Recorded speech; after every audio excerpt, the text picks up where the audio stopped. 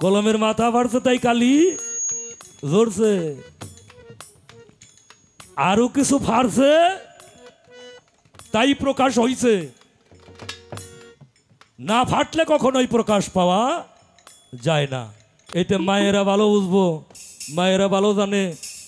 আর জ্ঞানী বাবা যে সে জানে, সে বুঝতে পারে। যখন ওই বীজরূপী ফসলটা, ওই কলেমার অংশটা মাতৃরেহেমের ভিতরে বাবা রাইখা আসে, ওই দিন থেকেই মায়ের ঋতু বন্ধ হয়ে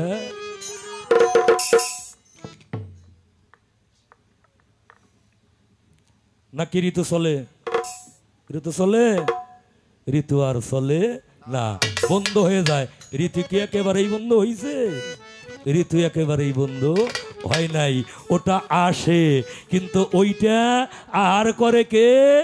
এই যে ভিতরে যে নাভির সাথে সংযোগ হয়েছে, ওই বিষয়টা ভিতরে যে সন্তানটা থাকে, এই সন্তান এইটা আহার করে তার দেহকে বৃদ্ধি করে। 9 মাস 10 দিন, 10 মাস 10 দিন পরে পূর্ণ একটা কলেমার আকৃতি মা আমারে পৃথিবীতে আইনে উপহার দেয়। তাই জিব্রাইল যখন একটা ফুল নিয়ে আসে, এসে বিবি মরিয়মকে বলে তোমাকে একটা সন্তান দেওয়া হবে। বিবি মরিয়ম বলে আমি সতী, আমি সাধ্বী, আমার বিয়ে হয় নাই, আমাকে কোনো পুরুষ স্পর্শ করে নাই, আমার সন্তান আসবে কিভাবে? তখন আল্লাহ বলেছিল, হে জিব্রাইল তুমি মরিয়মকে বলে দাও, মরিয়মকে পরিপূর্ণ একটা কলেমা দেওয়া হবে। মরিয়মকে পরিপূর্ণ একটা কলেমা দেওয়া হবে। সেই কলেমাটাকে, সেই কলেমাটার নাম কি? সেই কলেমাটার নাম হইল হযরত ঈসা রূহু আল্লাহ আলাইহি সালাম। আবে হায়াত, আব শব্দের অর্থ হইল পানি, আর হায়াত শব্দের অর্থ হইল আয়ু। হায়াত শব্দের অর্থ হইল আয়ু। এই 3 সাগরের পানি তোমারও যদি মুর্শিদ খাওয়াইয়া দেয়, তুমি পবিত্র হইবে, তোমার তৃষ্ণা আমার জীবনে লাগবো না, আর তুমি কখনোই আয়ু থাকতে অকালে মরণ তোমার হবে না। তাহলে কলেমা কি? কলেমার উরুস কত? কলেমার ফানা কত? কলেমার বাঁকা কত? কলেমার নুজুল কত? লা ইলাহা ইল্লাল্লাহু, এটা কি দেখা যায়? এটা দেখা যায়? এটা দেখা যায় না। দেখা যায় কি? মুহাম্মাদুর রাসূলুল্লাহ। তাহলে ওখানে হলো 7, এখানে হলো 5। নজুল হবে 5, উরুজ হবে 7। ফানা হবে 5, উরুজ হবে, বাঁকা হবে 7। আর এর ভিতরে ফরজ সুন্নত কি? কলেমার ফরজ সুন্নত কি রে বাবা? ফরজ কার কথা? হ্যাঁ, আল্লাহর কথা ফরজ, রসুলের কথা। কিন্তু কে বলছিল লা ইলাহা ইল্লাল্লাহু, আর কে বলছিল মুহাম্মাদুর রাসূলুল্লাহ? ওইখানে আমরা ছিলাম, কিরে মা আমরা ছিলাম ওইখানে? কে ছিল? এক আল্লাহ ছিল, আর ছিল রাসূল। তাহলে আমার রসুল বলছে লা ইলাহা ইল্লাল্লাহু, আমার আল্লাহ কইছে মুহাম্মাদুর রাসূলুল্লাহ। তাই কলেমার ভিতরে নবীর কথা হইল ফরজ, আর আল্লাহর কথা হইল সুন্নত।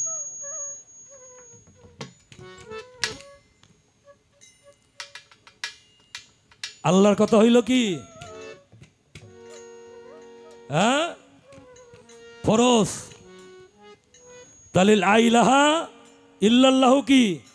এটা কে কইছে? এটা নবী কইছে, এটা হইল সুন্নত।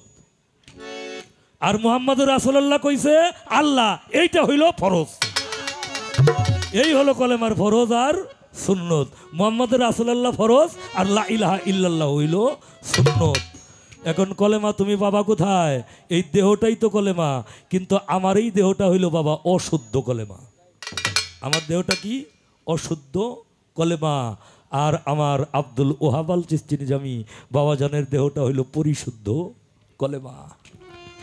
রুস্তম শাহর দেহটা হইল পরিশুদ্ধ কলেমা, আমার আজিজ পাগলের দেহটা হইল পরিশুদ্ধ কলেমা, আমার বাহের পাগলের দেহটা হইল পরিশুদ্ধ কলেমা। এই পরিশুদ্ধ কলেমা তাই বলা হয়েছে ইয়া মৌসুমে মৌসুমে মৌসুমি ফল দান করিয়া থাকে। এই কলেমায় মৌসুমি ফল কেমনে দান করে রে বাবা? একটি কলেমা সম্বন্ধে গান করি, তারপর দেখা যাক কোন দিকে যাওয়া যায়।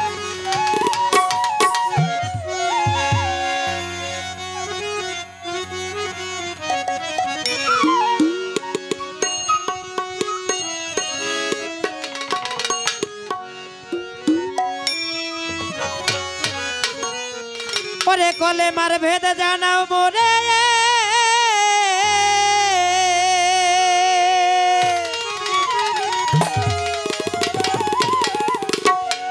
ওরে বাজার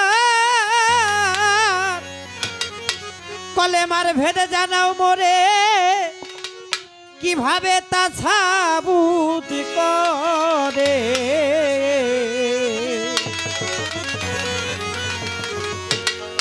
দেহের কলমা দেখবো আমি চাইয়া দিবা দেখাইয়া, দেহের কলমা দেখবো আমি চাইয়া, ওরে দেহের কলমা দেখবো আমি চাইয়া দিবা দেখাইয়া, দেহের কলমা দেখবো আমি চাইয়া।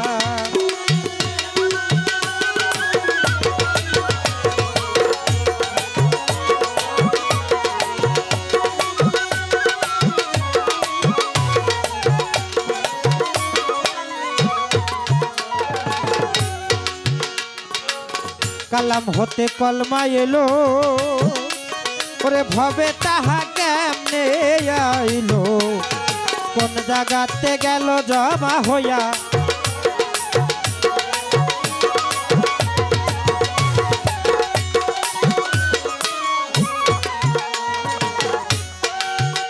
ওরে বাজান কালাম হতে কলমা আইলো, ওরে ভবে তাহা কেমনে আইলো, ওরে কোন জায়গাতে গেল জমা হইয়া।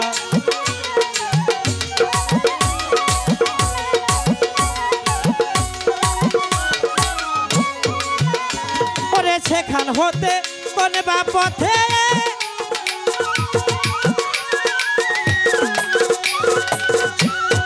ও বাজান সেখান হতে কোন বা পথে যাই গো ভক্তের কলবেতে। সেখান হতে কোন বা পথে যাই গো ভক্তের কলবেতে, কেমনে যায় তার কলব জারি হইয়া বাজান, কেমনে যায় তার কলব জারি হইয়া দিবা দেখাইয়া, দেহের কলমা দেখবো আমি চাইয়া।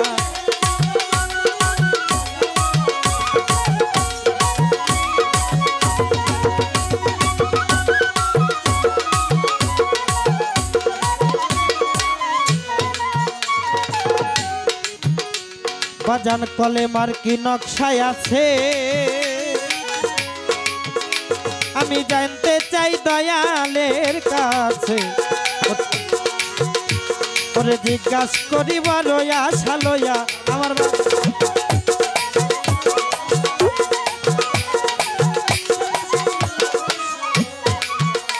ওরে কলেমার কি নকশায় আছে, ওই আমি জানতে চাই দয়ালের কাছে, ওরে জিজ্ঞাসা করিব রয়া সালয়া।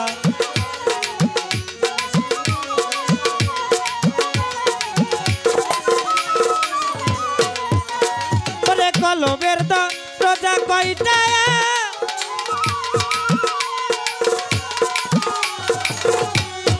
ও বাজান কলবের দরজা কয়টা, খুইলা বলো বাপের বেটা।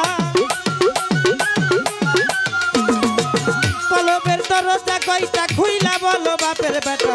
কোন দরজায় মালিক রয় দাঁড়াইয়া বাজান, কোন দরজায় মালিক রয় দাঁড়াইয়া দিবা দেখাইয়া, দেহের কলমা দেখবো আমি চাইয়া।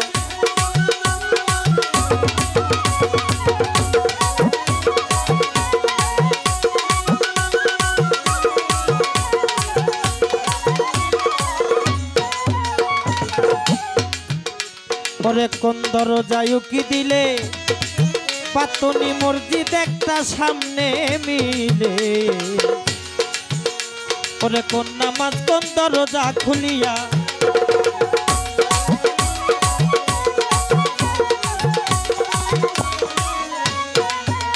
ওরে কোন দরজায় কি দিলে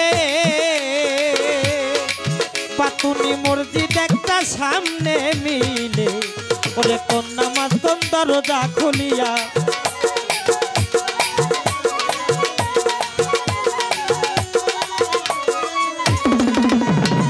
ওরে ছড়ি একটা পাখি ইমাম হইয়া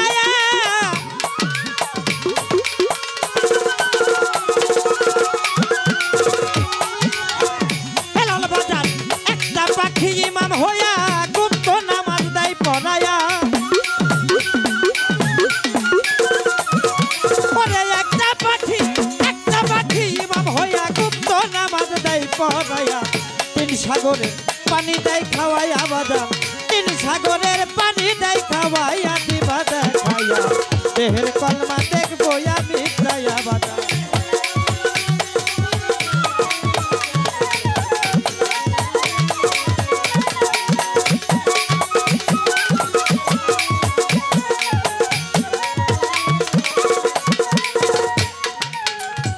সরকার রশিদ বলে এই জায়গাতে বাজান আপনি বলবেন কথা কুরআন মতে আমি জিজ্ঞাসা করি বড় আশা লইয়া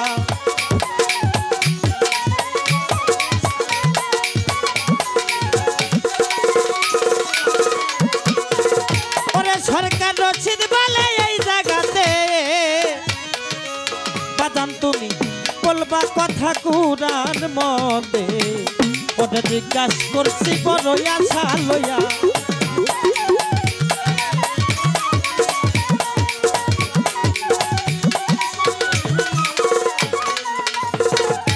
ওরে বাজার সত্য জবাব দিতে হবে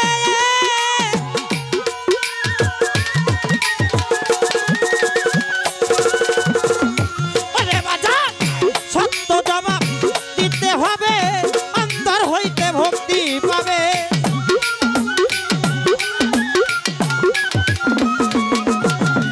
সত্য জবাব দিতে হবে বাজার অন্তর হইতে ভক্তি রে পাবে থাকবো না তো ফাটা পাইতেল দিয়া রে বাজার থাকবো না তো ফাটা পাইতেল দিয়া দিবা দেখাইয়া সারা গানই ভালো গাইলাম মনে হয় এই যে লাস্টের এই কথাটা বাজান আবার ওইটা কইতে পারবে যে আমার পাও ফাটা কোনে আগে দেখাও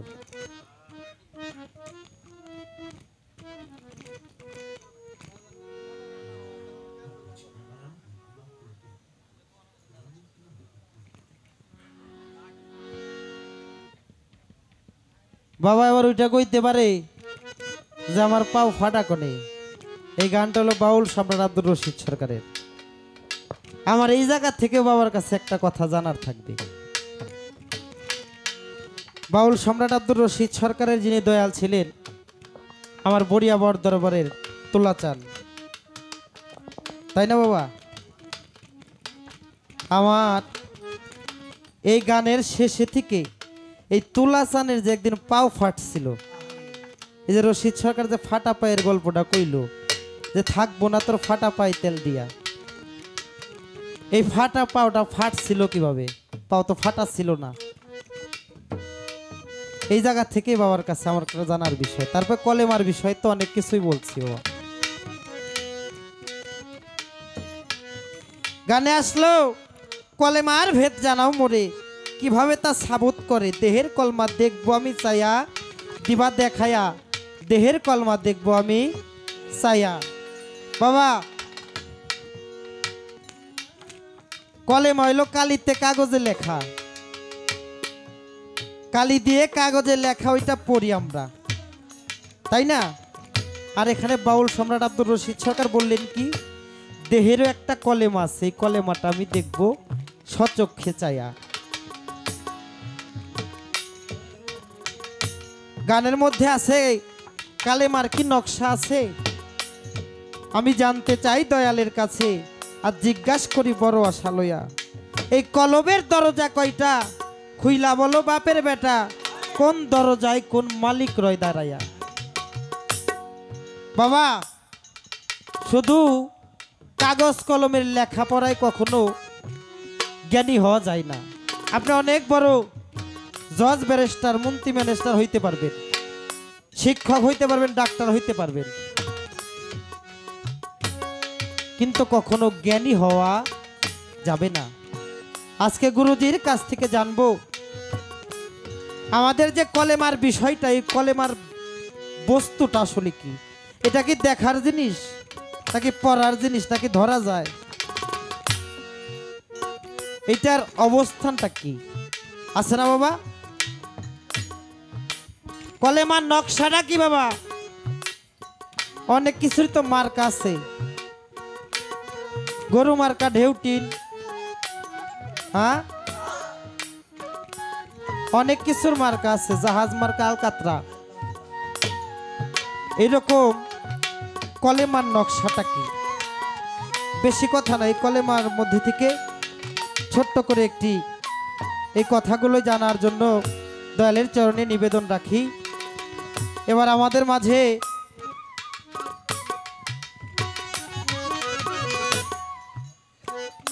একটা অনুষ্ঠান করতে গেলে অনেক দিক বিবেচনা করতে হয়। প্রত্যেকটা স্তরে স্তরে টাকা পয়সার দরকার, অর্থের দরকার হয়।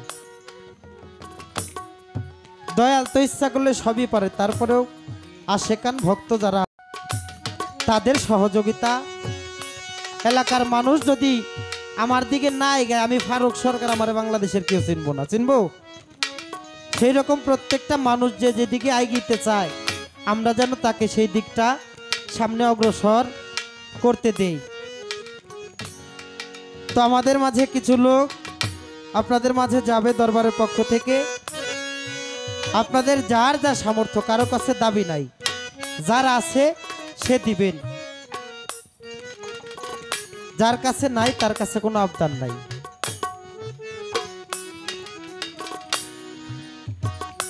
আমাদের মাঝে যাবে আব্দুল শফি কাকা, মোহাম্মদ তাজাহার ভাই, আব্দুল আলিম, মোহাম্মদ সজীব, সেই সঙ্গে মোহাম্মদ শাহিনুর।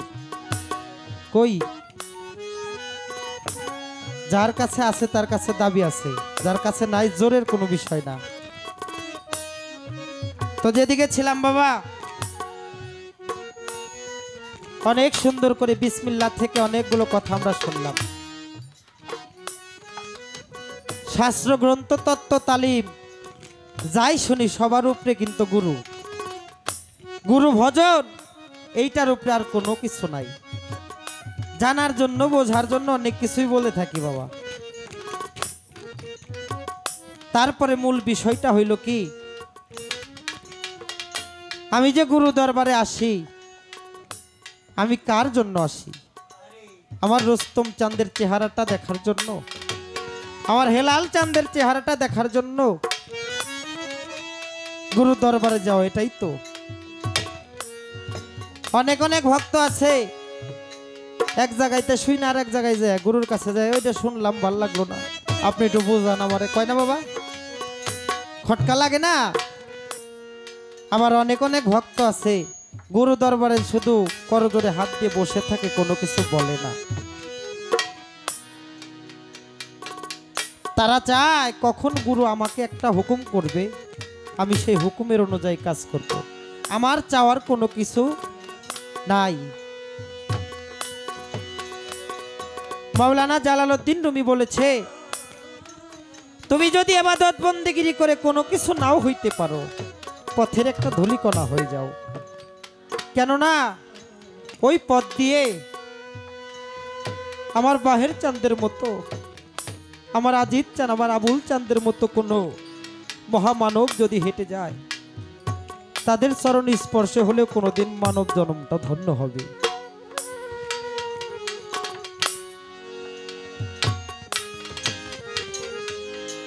তাই বাবা সেদিকে লক্ষ্য করে গুরুচরণে একটি নিবেদন রাখি। ওরে আমার পাপী দেহ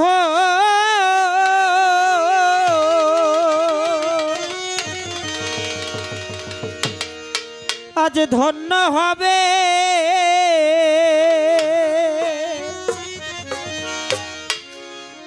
আরে ও রুস্তম চা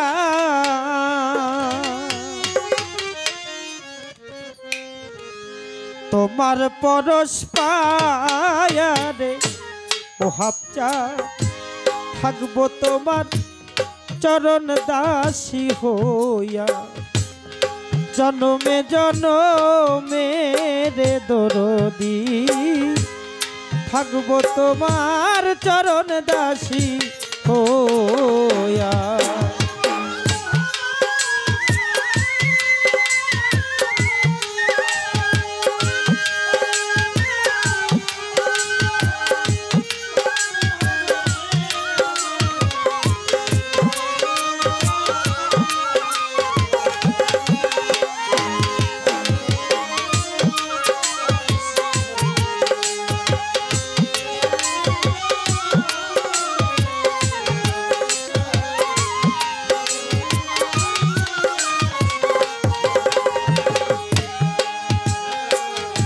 কেমন জানি হইয়া গেছি রে কাশেম চাঁদে রূপে নয়ন দিয়া রে উহাব চান্ত রূপে নয়ন দিয়া আয়া ও জালাল চান কেমন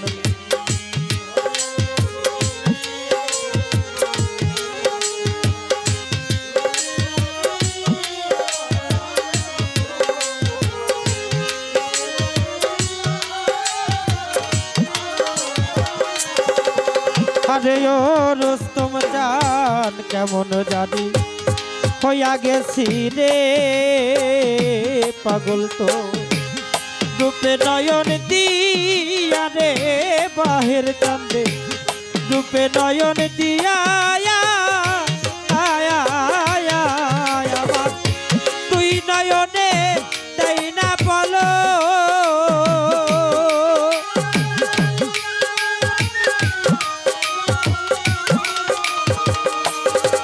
আমার তুই নয়নে তাই না বলো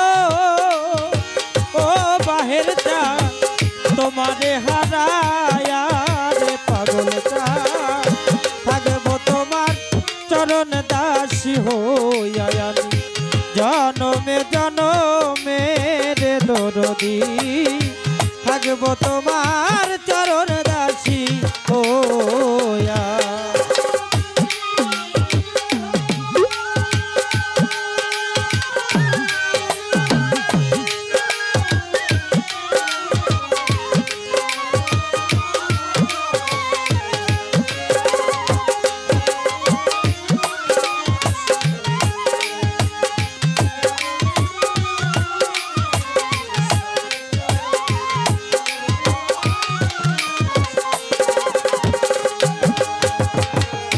কাঙ্গালেরও বান্ধব তুমি রে বাজার কইয়াছ লুকায়া রে বাহের যা কইয়াছ লুকায়া ও দয়াল কাঙ্গাল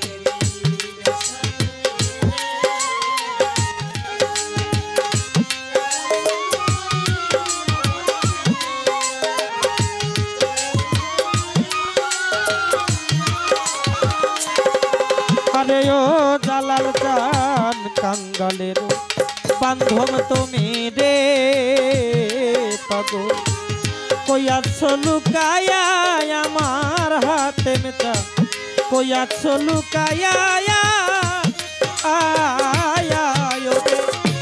আমি অভা কিনি কান্দি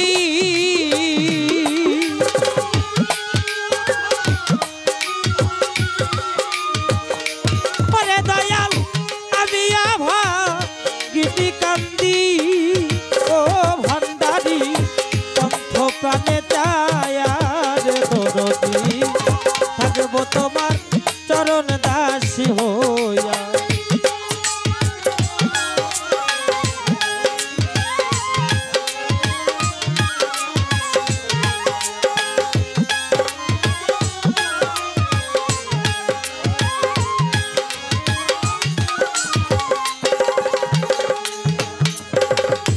আবার যদি পাঠাওয়া মায়েরে বাজার মানব জনম দিয়া রে উহাবটা আজিত বাজার মানব জনম দিয়া আয়া আয়া ও রুস্তম চান আবার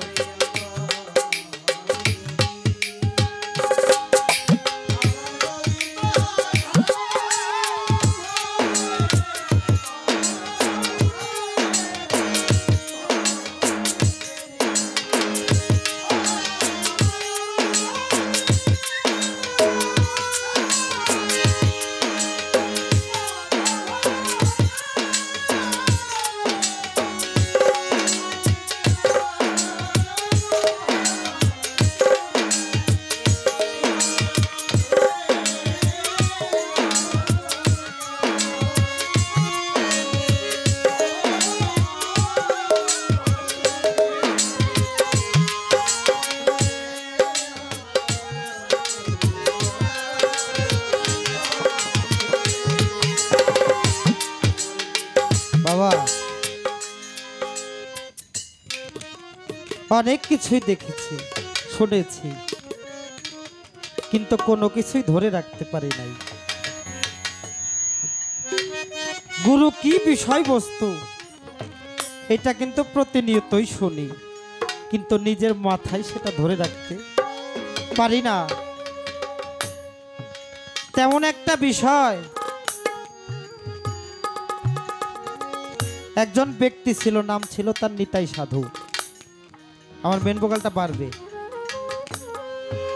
নিতাই সাধু আমাদের মতো গান বাজনা করত মৎস্যপে গান করত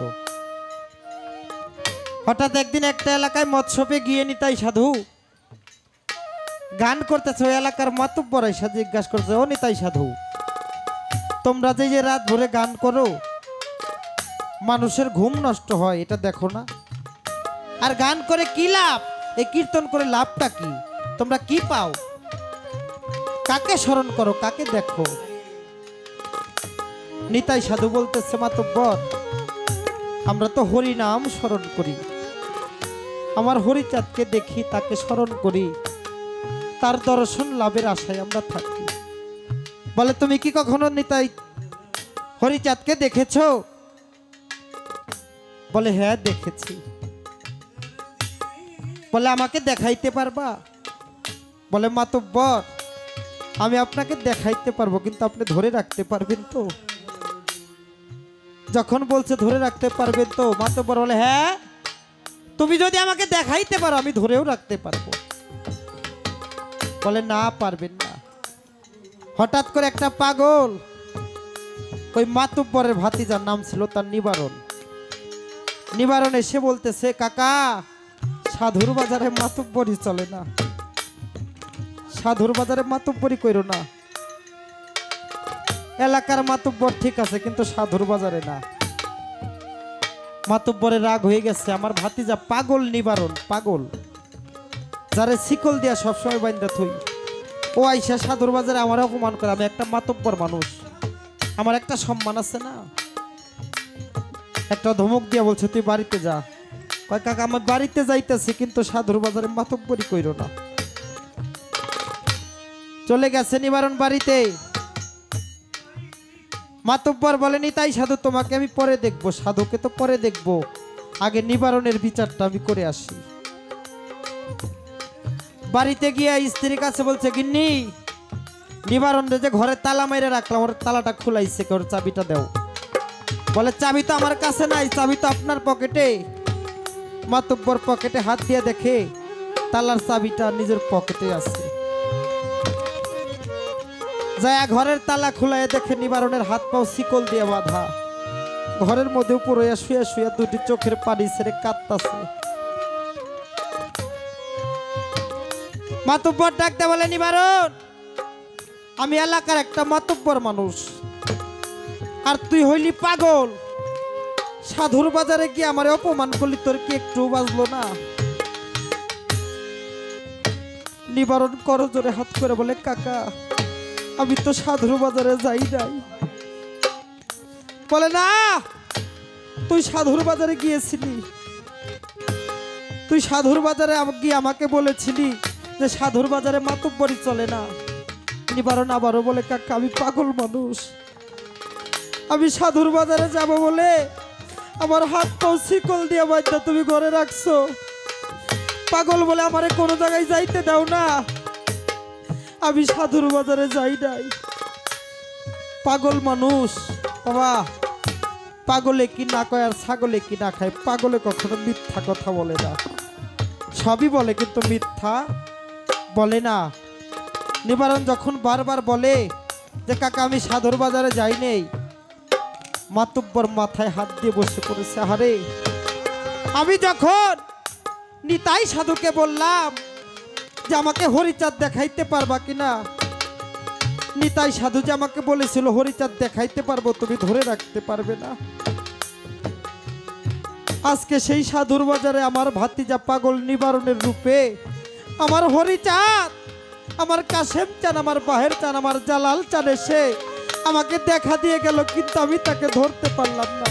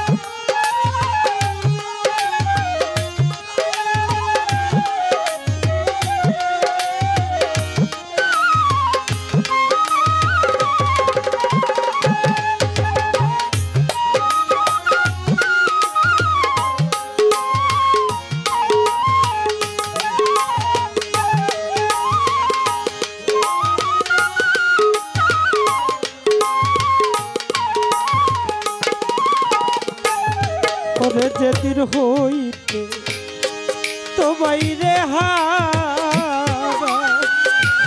কত রোগী সমান আমার বা আচাম রে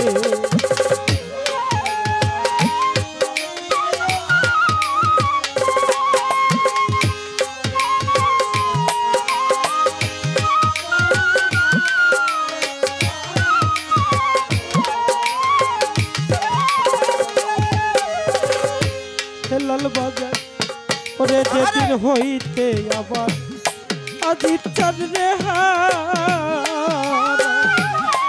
বাজার সমান আমার বাচাম ওরে আমি জ্বলে পুরে পয়লা সারা তোমার পিড়িতে এরা গুনে রে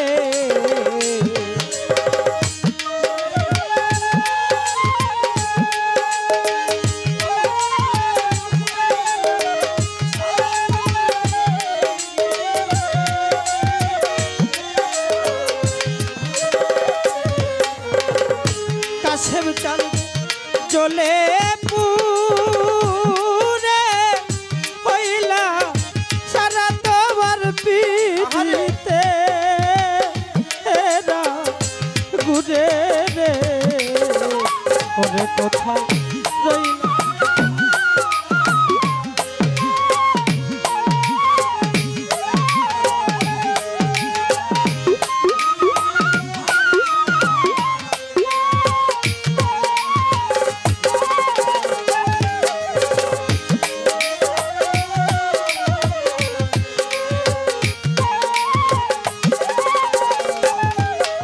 কি করিব বাহের চান কোথায় যাইয়া তু উমায় পাবো রে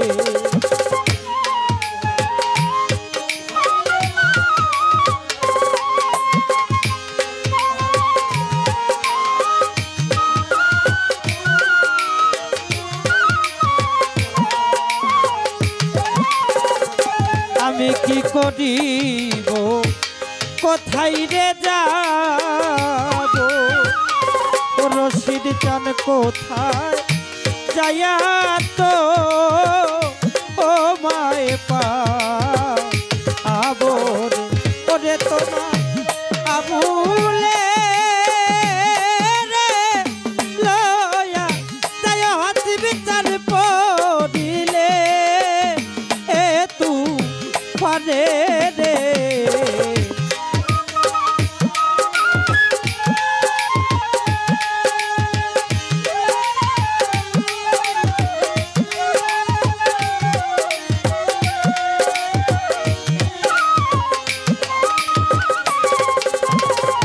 ওরে তোমার আবুলে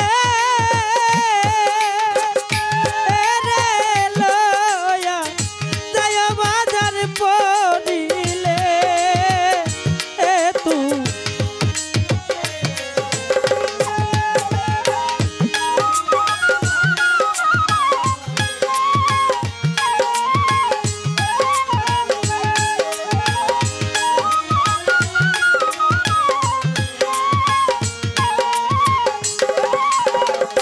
ওরে তুমি দেখা দাও না কথা কও না বাজানো ভাগি শোনে রে ওরে কোথায় রইলা রে দয়ালামা দাদে কোথায় রইলা রে জালাল চান মোরে দাদে কোথায় রইলা রে কাছের টানবো দাদে কোথায় রইলা রে আজির টানবো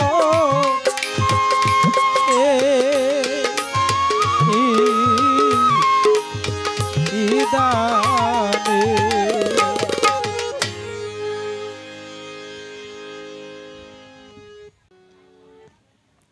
আগের বারে কোনো মতো বাইসে গেছিলাম আর কি,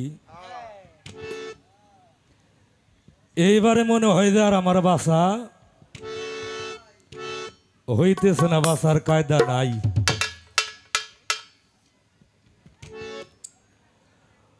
কলেমার ভেদ বুঝাও মোরে কিভাবে তা সাবুত করে, দয়া করে দিবে আমায় কইয়া দিবে দেখাইয়ে। এই কোয়া পর্যন্ত মোটামুটি ভালো আছিলাম। এইবার হইল দিবে দেখাইয়া দেহে কলমা দেখবো আমি চাইয়ে। কালাম হইতে কলেমা হলো ভবে তাহা কেমনে এলো, কোন জায়গাতে গেল জমা হইয়া, সেখানে হইতে কোন বা পথে আসে ভক্তের কলবেতে, কেমনে যায় তার কলব জারি হইয়া।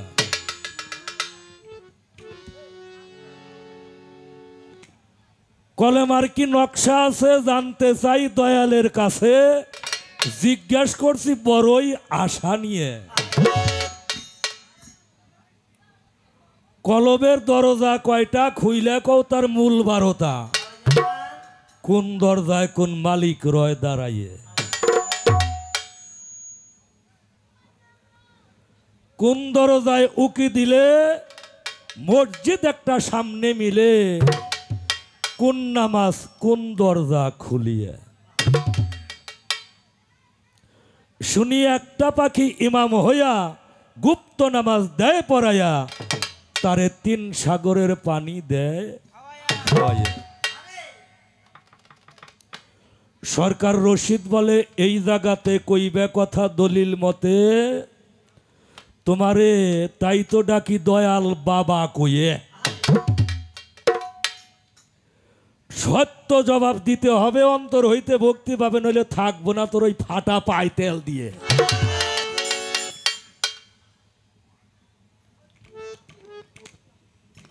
গানের মধ্যে তো প্রশ্ন বোঝাখানি আছেই, আবার লাস্টে বেজাল বাজাইছে এই ফাটা পাও নিয়ে।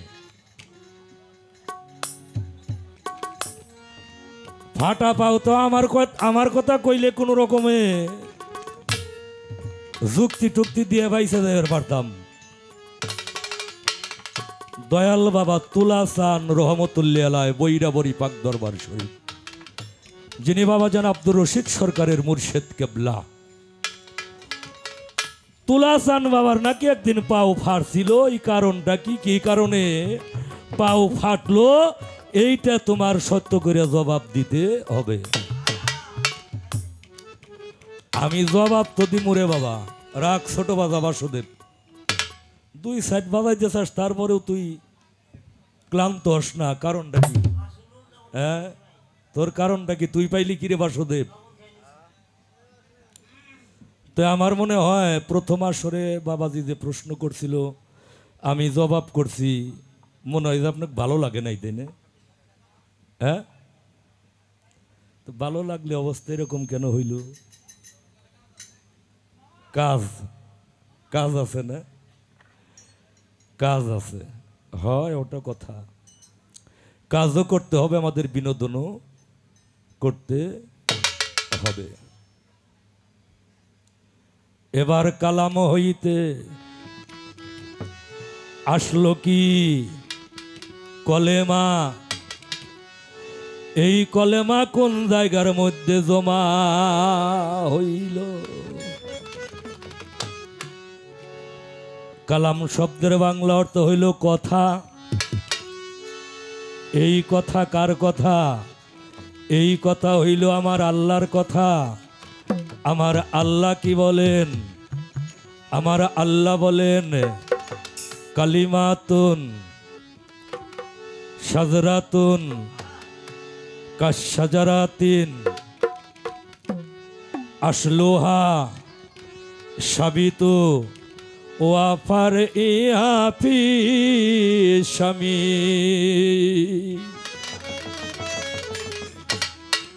সূরা ইব্রাহিম আয়াত নাম্বার 24 থেকে 26, 24 থেকে 26। আমার আল্লাহ বলেন এই কলেমা হইল একটা পুত পবিত্র বৃক্ষ সদৃশ, এর শাখা প্রশাখা সপ্তম আসমান পর্যন্ত বিস্তৃত। এর শাখা এর মূল হইতেছে সপ্তম জমিন পর্যন্ত বেষ্টিত। ইহা হইল একটা পত পবিত্র বৃক্ষ। তাহলে কলেমাটা কি? পুত পবিত্র একটা বৃক্ষ, যার উপরিভাগ সপ্তম আসমান পর্যন্ত, যার নিম্নভাগ সপ্তম জমিন পর্যন্ত। কালা রাসূলুল্লাহ তাআলা লা ইলাহা ইল্লাল্লাহ মুবারাকাতিন ওয়া শাজরাতিন ওয়া তাইবাতিন ওয়া সিদ্দিকিনা ফাতখুলু ফি জান্নাত। শাজরাতিন তাইবাতিন ওয়া সিদ্দিকিনা ফাতখুলু ফি জান্নাত। এই কথাকে বলেন, এই কথা বলেন আমার রাসূলুল্লাহ সাল্লাল্লাহু তাআলা সালাতু ওয়াস সালাম। এই কলেমাকে যদি কোনো মানুষ একবার ইয়াকিন দিলে, বিশ্বাস রাখিয়া, পূর্ণ একিন রাখিয়া, ফানা করিয়া, ভাগ ভাগ করিয়া, পাট পাট করিয়া, অনু অনু করিয়া দর্শন করতে পারে, অন্য কোনো এবাদত ব্যতীতই সে জান্নাতে প্রবেশ করবে। বলেন সুবহানাল্লাহ।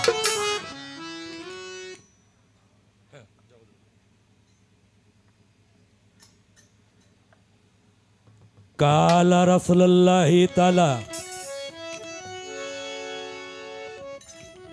আলফা আলফা মাররাতাইনে ফিত্তাহ কি কে দাখেলু জান্নাতে বিলা হিসাব।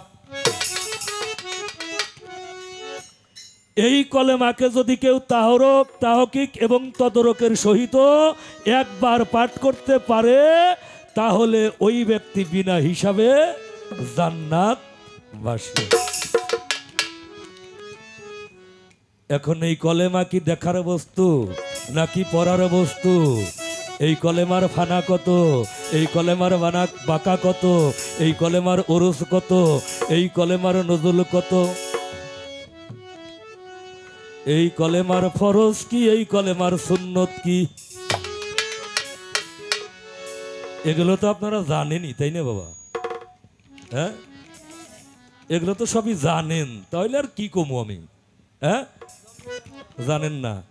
তাহলে এই জায়গা দুই চারজন অজানা মানুষ পাওয়া গেল।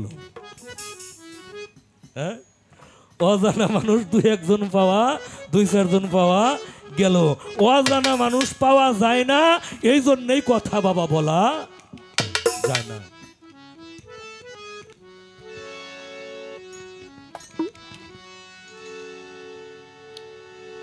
এই কলেমা কোথায় ছিল, কোথায় থেকে কোন জায়গার মধ্যে আসলো? এই কলেমা সর্বপ্রথম আমার মাওলা কি অবস্থায় কোথায় রেখেছিল? এই কলেমাটা গঞ্জমুখীতে আসছে, এই সহস্রারে আসছে, এইখানে আসছে কালামরূপে একত্রিত হইছে। তার আগে এই কলেমাটা ছিল কোথায় বাবা? এই কলেমাটা কোথায় ছিল একটু লক্ষ্য করে শুনবেন। এই কলেমা নূরের ঘরে ছিল লা। নূরের ঘরে কি ছিল? লা। কলেমার মধ্যে অংশ কয়টা? কলেমার অংশ কয়টা বাবা? কলেমার অংশ হলো পাঁচটা। পাঁচটা কি? লা ইলাহা ইল্লা আল্লাহ হু। এই পাঁচটা অংশ কলেমা। লা ইলাহা ইল্লাল্লাহু আদম সফিউল্লাহ, উনি হইল নবী। লা ইলাহা ইল্লাল্লাহু ইব্রাহিম খলিলুল্লাহ, উনি হইলেন নবী। লা ইলাহা ইল্লাল্লাহু ইসমাইলুস জাবিউল্লাহ, উনি হইলেন নবী। লা ইলাহা ইল্লাল্লাহু ঈসা রুহুল্লাহ, উনি হইলেন নবী। লা ইলাহা ইল্লাল্লাহু মুহাম্মাদুর রাসূলুল্লাহ সাল্লাল্লাহু সাল্লাম, উনি হইলেন নবী। এখন এই কলেমার অংশ হইল পাঁচটা, লা ইলাহা ইল্লা আল্লাহ হু, মুহাম্মদ রাসূল আল্লাহ, এইখানে হইল 7। এই মুহাম্মদ রাসূলুল্লাহ কার জন্য? এইটা হইল উম্মতে মুহাম্মদীর জন্য। আচ্ছা, শুধু আল্লাহ মানলে কি ইমানদার হওয়া যাবে? একটু কথাবার্তা কইন বাবারা। শুধু আল্লাহরে মানলে কি ইমানদার হওয়া যাবে? যাবে না। কারে মানলে ইমানদার হওয়া যাবে? রাসূলকে না মানলে ইমানদার হওয়া যাবে না। আজাজিল আল্লাহরে মানছে, আদম রে মানে নাই। আজাজিল ইমানদার হইতে পারে না, বেঈমান হয়ে গেছে। তদ্রূপ নমরুদ আল্লাহকে মানছে, মানে নাই কারে? ইব্রাহিম আলাইহিস সালামকে। ফেরাউন আল্লাহরে মানছে, মানে নাই কারে? মুসা আলাইহিস সালামকে। আবু জাহেল, আবুল আহাব এরা আল্লাহকে মানছে, মানে নাই কারে? মুহাম্মদ মুস্তাফা সাল্লাল্লাহু সালাতু ওয়াস সালামকে। তাই বাবা তোমাকে আমি বলবো, লা ছিল কোথায়? লা ছিল সেই নূরের মধ্যে। এলাহা ছিল কোথায়? বাতাসের মধ্যে। ইল্লা কোথায় ছিল? ইল্লা ছিল আগুনের মধ্যে। আল্লাহ কোথায় ছিল? পানির মধ্যে। হু কোথায় ছিল? মাটির মধ্যে। এই পাঁচটা যখন একত্রিত হইয়া গঞ্জ মুক্তিতে জমা হইছে, ওই যে সেই লা, অর্থাৎ উলুহিয়াতের যেই লা, উলুহিয়াতের লাকে এলাহার মধ্যে সাব্যস্ত করিয়া ওই স্বরূপ যখন দর্শন হইছে, তখন মুহাম্মদ হয়ে গেছে আল্লাহর রসুল। তখন মুহাম্মদ আল্লাহ রসুল হয়ে গেছে চিরবর্তমান। এই কলেমার আর পরিবর্তন নাই। কেন পরিবর্তন নাই? এই কলেমার মধ্যে হইল অংশ 5 আর 7, তাতে হইছে 12, হরফ হইল 24টা। হরফ কয়টা? 24টা। এর একটা হরফের ভিতরে কি কোনো নোক্তা আছে? আছে? এর একটা হরফের ভিতরে কোনো নোক্তা নাই। কেন নাই? কোরআন শরীফের ভিতরে যতগুলো আয়াত আছে, যতগুলো সূরা আছে, এর মধ্যে হরফ কিন্তু কেউ কয় 30টা, কেউ 29টা, কেউ 28টা, যে যাই বলুক, যে যাই বলুক, 30টা হরফ আমরা বলে থাকি। এখন এই 30টা হরফের ভিতরে হরফে শামস, হরফে কামার। সূরার ভিতরেও একটা সূরার নাম আছে সূরায়ে শামস, আর একটা সূরার নাম আছে সূরায়ে আল কামার। এই আয়াতের ভিতরেও কি আছে? শামস আয়াত আছে, কামার আয়াত আছে। সূরার মধ্যেও শামস আয়াত আছে, কামার আয়াত আছে। হরফের মধ্যেও শামস হরফ আছে, কামার হরফ আছে। অর্থাৎ একটা হইল সূর্যমুখী, আর একটা হইল চন্দ্রমুখী। একটা হইল পুরুষমুখী, আর একটা হইল নারীমুখী। এই নারীমুখী যেই হরফগুলো, এই হরফগুলোর কারো উপরে নোক্তা, কারো নিচে নোক্তা, কারো পেটে নোক্তা। আর যেই হরফগুলো পুরুষমুখী, এইগুলোর কোনো নোক্তা নাই। তাই বাবা এই 24টি হরফের একটা হরফের মধ্যেও নোক্তা নাই। এবার আরেকটু কাছে আসি, আরেকটু কাছে আসি। সেটা কি? কোরআন শরীফের ভিতরে সর্বমোট সূরা কয়টা? 114টা। 114টার ভিতরে আয়াত কয়টা? 6666। এখন যাই হয়েছে না হয়েছে, আমি এদিকে যাবো না, এদিকে যাবো না, যাওয়ার সময় না এখন। আবার সময় এলে যাম, এখন সময় না। ব্যাপারটা তো বুঝতে পারছেন। 6666। 6666 লিখতে 6 লাগে কয়টা? 6 লাগে হইল 4টে। 4 6 কত হয়? 4 6 হইল 24। তাহলে কলেমার মধ্যে হরফ হইল 24টা। এখন ওই কোরআনের মধ্যেই কলেমা না কলেমার মধ্যে কোরআন? কিরে বাবা, কোরআনের মধ্যে কলেমা না কলেমার মধ্যে কোরআন? এই কোরআনটা প্রচার করছে কে আমাদের কাছে? কোরআন কার মুখে প্রকাশ হয়েছে? কলেমা কার মুখে প্রকাশ হয়েছে? আল্লাহ কি উসিলা ছাড়া কোনো কিছু করছে? হ্যাঁ, আল্লাহ উসিলা ছাড়া কোনো কিছু করে নাই। তাহলে কলেমাটা প্রকাশ হয়েছে নবীজির পবিত্র মুখ দ্বারা প্রকাশ হয়েছে। উনি আসছে কত খ্রিস্টাব্দে? 570 খ্রিস্টাব্দ। কয় তারিখে আইছে? 12ই রবিউল আউয়াল। 13ও না 11ও না, 12ই রবিউল আউয়াল। এই যে দেখেন, জাত হইল 5টা, সিফাত হইল 7টা। কত হয়েছে? 12।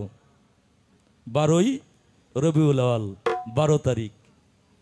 এখন আসি কত খ্রিস্টাব্দে? 570 খ্রিস্টাব্দ। এই 570 খ্রিস্টাব্দ আমাকে একটু জানা দরকার না? দরকার কিনা? আমার মায়েরা তো খালি কেবল সব বনাইছে, আজকে কি কইতেছে রে? হ্যাঁ, মা আসতেছি, ওদিকে যামো, কিন্তু আগেই গেলে সারা রাত কি করুম? সারা রাত তো আর কিছু করার নাই। হ্যাঁ, ওদিকেও যাব। 570 খ্রিস্টাব্দ আমরা কোথায় পাবো? জাত 5টা, সিফাত হইল 7টা। আচ্ছা, লিখলাম এইখানে 5, তার ডাইনে যদি লিখি 7, কত হয়? 57।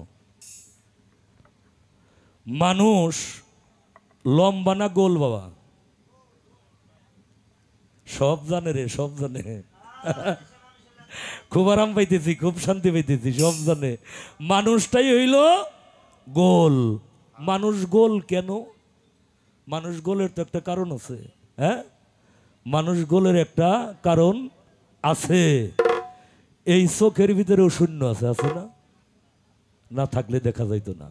কানের ভিতরেও শূন্য আছে, নাসিকার ভিতরে শূন্য আছে, মুখের ভিতরে শূন্য আছে, এই যে কোটির ভিতরে শূন্য আছে, এখানে শূন্য আছে। এইভাবে যদি দাঁড়াই, যদি বৃত্ত টানা হয়, তাহলে হবে গোল। মানুষ একটা শূন্য। শূন্য তো শূন্যই। হ্যাঁ, এইখানে যতগুলো শূন্যই থাকুক, শূন্য শূন্যই। একটা শূন্য যদি 7-এর ডানে বসানো হয়, তাহলে কত হইল? 570। তাহলে কোরআনও পাইলাম, কলেমাও পাইলাম, 12ই রবিউল আউয়াল পাইলাম, 570 খ্রিস্টাব্দও আমরা পাইলাম। যখন গঞ্জ মুক্তিতে জমা হইল, কোথায় জমা হইল? এই যে এক একটা জাত হইতে নির্যাস আসিয়া একত্রিত হইয়া এই কলেমাটা গঞ্জ মুক্তিতে যখন জমা হইল, গঞ্জ মুক্তি থেকে আমার আল্লাহ বলেন, আমার মনের ভাব প্রকাশ করার শ্রেষ্ঠ অবলম্বন হইল কলম। কি? সাধক মনের ভাব প্রকাশ করে কি দিয়ে? কলম দিয়ে। তো আল্লাহর মনের ভাব প্রকাশ করছে কি দিয়ে? আল্লাহ ভাব প্রকাশ করছে তার কলম দিয়ে। কলম দিয়ে মনের ভাবটা কিভাবে প্রকাশ করলো? এই কলেমাটা এই যে গঞ্জ মুক্তি থেকে, অর্থাৎ সহস্রার থেকে, ওরাওল ওরা থেকে, এইটা আস্তে আস্তে আস্তে আস্তে কোথায় আসলো? আওয়াদনায় আসলো। আওয়াদনায় আসলো। আওয়াদনা থেকে এইটা আসলো মাহমুদার ভিতরে। মাহমুদার ভিতর থেকে এটা কোথায় আসলো? এটা আসলো কাবা কাউসিনের ভিতরে। এই কাবা কাউসিন থেকে এই কলেমাটা আসছে সুলতান নাসিরায়। সুলতান নাসিরায় আইসা জবরুত মঞ্জিল দ্বারা, মঞ্জিলটা কি? জবরুত জবরুদের ঘরে কে? এই জবরুদ মঞ্জিল সুলতান নাসিরা, এই ঘরের মধ্যে কে আছে? এই ঘরের মধ্যে আছে হযরত হুসাইন সালাতুয়াস সালাম। অর্থাৎ এইটা হইল মাটির ঘর, এইটা হইল মাটির ঘর। হুসাইনের জলিতে আঘাত খাইয়া এই কলেমাটা কালাম রূপে প্রকাশ পাইছে। যখন প্রকাশ পাইছে উহা এই সাধকের মুখ নিঃসৃত, অর্থাৎ গুরুর ঠোঁট দ্বারা, গুরুর কি দ্বারা? ঠোঁট দ্বারা। আব্দুল ওহাব আল চিশতি নিজামী বাবাজানের ঠোঁট দ্বারা যখন এই কলেমাটা প্রকাশ হইছে, কর্ণে শ্রবণ করছে কে? রুস্তম শাহ। রুস্তম শাহ শ্রবণ করিয়া তখন তার কলমের ভিতরে যখন এই কলেমাটাকে তিনি আশ্রয় দিয়েছে, ধারণ করেছে, তখন এই কলমটা তার পরিপূর্ণ হয়ে গেছে, জারি হয়ে গেছে।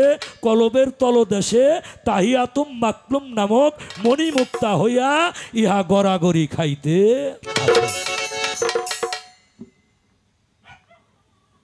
রাখ রাখ রাখ, গান বলইব, গান বলইব। বাবা কথা বলতে গেলে অনেক কথা, অনেক কথা বলতেই খালি ইচ্ছা করে, যদি আপনারা শোনেন, শুনলে বলতে ইচ্ছা করে। এখন এই কলেমাটা পরিশুদ্ধ আর অশুদ্ধ কিভাবে হয়? পরিশুদ্ধ আর অশুদ্ধ। এই মানব মস্তিষ্কের ভিতরে আছে অগণিত কোঠা। কি আছে? অগণিত কোঠা। এই অগণিত কোঠার মধ্যে শূন্য হইতে বিষয় রাশি আসিয়া জমা হইতে থাকে। কোথায় থেকে আসে? শূন্য হইতে বিষয় রাশি এই মানব মস্তিষ্কের ভিতরে আইসা জমা হয়। যারা অসাধু, অসাধক, তারা ভালোও বুঝে না, মন্দও বুঝে না। ভালো মন্দ বোঝার তাদের কোনো জ্ঞান নাই। আর যারা সাধক, তারা ভালোগুলোকে অর্জন করিয়া মন্দগুলোকে বর্জন করিয়া দেয়। অর্থাৎ ভালোগুলো জমা করে রাখে, মন্দগুলো ধইরে রাখে না। যখন এই ভালোগুলা এইখানে জমা করে রাখে, এর নাম হয়ে যায় লৌহে মাহফুজ। লৌহে মাহফুজ। লৌহ শব্দের অর্থ হইল মস্তিষ্কের স্মৃতি ফলক, আর মাহফুজ শব্দের অর্থ হইল সংরক্ষিত বাণী। সংরক্ষিত বাণী, হেফাজতকৃত বাণী। তাহলে শূন্য থেকে আসছে মস্তিষ্কে, মস্তিষ্ক থেকে এইটা গুরুর পবিত্র মুখ দ্বারা প্রকাশ হইয়া ভক্তের কলবের ভিতরে জমা হইছে। এই যে কেবল কিন্তু একটা প্রশ্নের জবাব হইল, জবাব হইল কেবল একটা প্রশ্নের। কলেমার কি মার্কা আছে? জানতে চাই দয়ালের কাছে। আমি কিন্তু কোনো দলই করি না বাবা, আমি সব দলের। কেননা আমি শিল্পী মানুষ, যে দল আসবো ওই দলই আমার। আমার নিজস্ব কোনো দলমত নাই। এখন আওয়ামী লীগের প্রতীক নৌকা, বিএনপির প্রতীক ধানের শীষ, জাতীয় পার্টির প্রতীক লাঙ্গল, হ্যাঁ, জামায়াতে ইসলামের প্রতীক দাড়িপাল্লা, জাকের পার্টির প্রতীক গোলাপ ফুল, জাসদের প্রতীক মশাল, আর এক দল আছে তার প্রতীক হলো হাত পাখা, হ্যাঁ, আর এক দল আছে তার আমাগো কাদের সিদ্দিকি, তার প্রতীক হইল গামছা। এখন এইগুলো কার প্রতীক? সব কিন্তু মানুষের প্রতীক। মানুষের প্রতীক না, এগুলো সব মানুষের প্রতীক। যার যে প্রতীক ওই মার্কায় সিল মারলে ভোটটা সে পাইব। এখন এইগুলা যদি সব মানুষের প্রতীক হয়ে থাকে, আল্লাহর প্রতীক কি?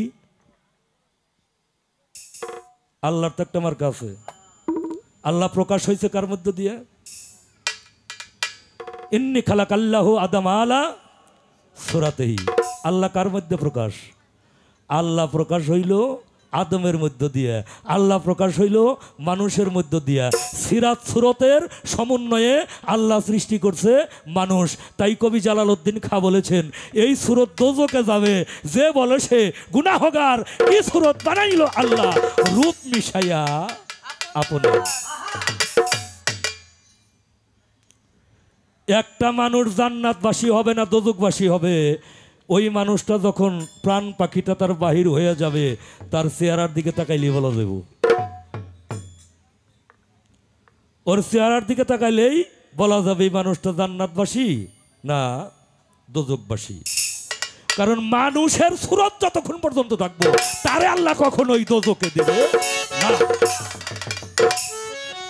তাহলে আল্লাহর কথার অদবদল হয়ে যায়, সাধকের কথার কোনো অস্তিত্বই থাকে না। তাইলে সিরত সুরতের সমন্বয়ে প্রকাশ করছে মানুষ, আল্লাহর প্রতীক হইল মানুষ, কলেমার মার্কা হইল মানুষ। কলেমার মার্কা কি? মানুষ। কেমনে মানুষ?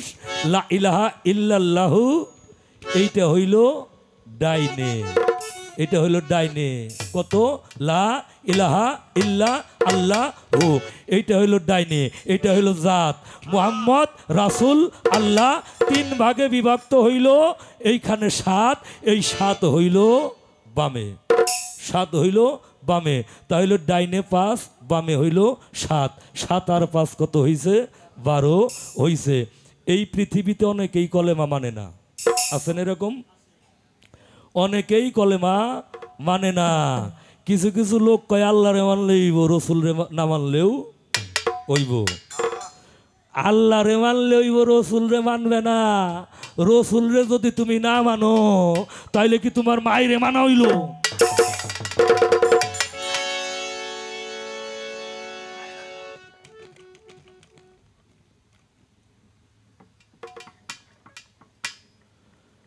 রসুলরে না মানলে মাকে মানা হলো না।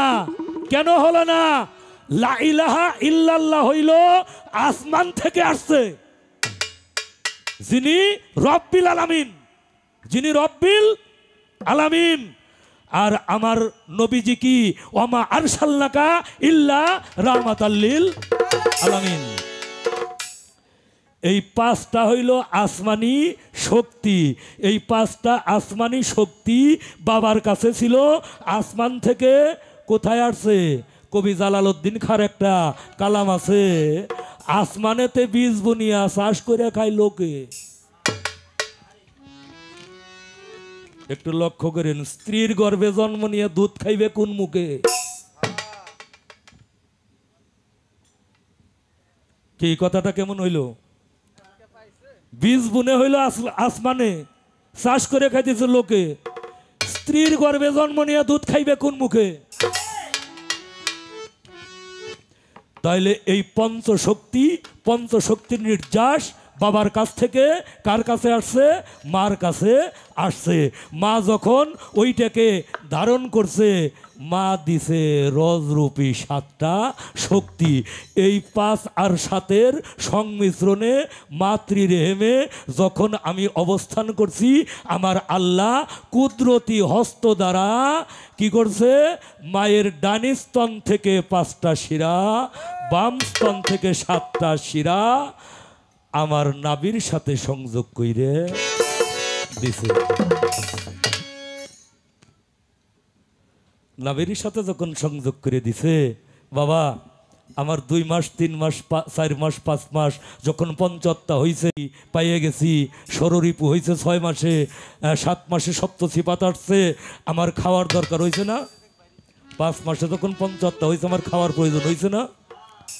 আমি খাইছি কি? খাইছি কি? এই বাবা কথা কয় না, বাবা আস্তে কথা কয় না। এইটা মায়েরা ভালো বুঝবো, মায়েরা ভালো জানে। আর জ্ঞানী বাবা যে সে জানে, সে বুঝতে পারে। যখন ওই বীজরূপী ফসলটা, ওই কলেমার অংশটা মাতৃরেহেমের ভিতরে বাবা রাইখা আসে, ওই দিন থেকেই মায়ের ঋতু বন্ধ হয়ে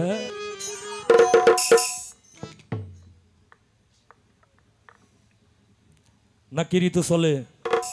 ঋতু চলে? ঋতু আর চলে না, বন্ধ হয়ে যায়। ঋতু কি একেবারেই বন্ধ হয়েছে? ঋতু একেবারেই বন্ধ হয় নাই। ওটা আসে, কিন্তু ওইটা আর করে কে? এই যে ভিতরে যে নাভির সাথে সংযোগ হয়েছে, ওই বিষয়টা ভিতরে যে সন্তানটা থাকে, এই সন্তান এইটা আহার করে তার দেহকে বৃদ্ধি করে। 9 মাস 10 দিন, 10 মাস 10 দিন পরে পূর্ণ একটা কলেমার আকৃতি মা আমারে পৃথিবীতে আইনে উপহার দেয়। তাই জিব্রাইল যখন একটা ফুল নিয়ে আসে, এসে বিবি মরিয়মকে বলে তোমাকে একটা সন্তান দেওয়া হবে। বিবি মরিয়ম বলে আমি সতী, আমি সাধ্বী, আমার বিয়ে হয় নাই, আমাকে কোনো পুরুষ স্পর্শ করে নাই, আমার সন্তান আসবে কিভাবে? তখন আল্লাহ বলেছিল, হে জিব্রাইল তুমি মরিয়মকে বলে দাও, মরিয়মকে পরিপূর্ণ একটা কলেমা দেওয়া হবে। মরিয়মকে পরিপূর্ণ একটা কলেমা দেওয়া হবে। সেই কলেমাটাকে, সেই কলেমাটার নাম কি? সেই কলেমাটার নাম হইল হযরত ঈসা রূহু আল্লাহ আলাইহি সালাম।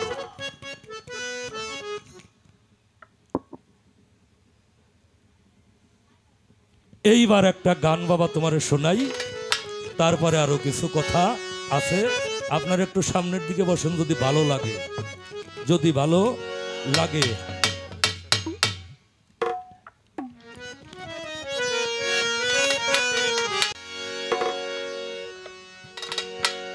আজকে গান কত গুনবো তার কোনো ঠিক নাই। দেওয়ান রশিদ বাবার গান এখনো গাওয়া হয় নাই, বাবারও একটা কলেমার গান গাবো। আগে এই যে খামে কান্তাই যেটা আমি সেইটা গাইয়ে নেই। তুমি যাইতে থাকো বাবা, তুমি তোমার বাবা, হ্যাঁ আমারও আবার বাপ চাচা আছে, বড় ভাই বেরাদার আছে, তো তুমি যাও, যে চকেই যাইবে আমাকে জাত গোষ্ঠীর একাত পাহি জমি সব চকেই আছে আল্লাহ।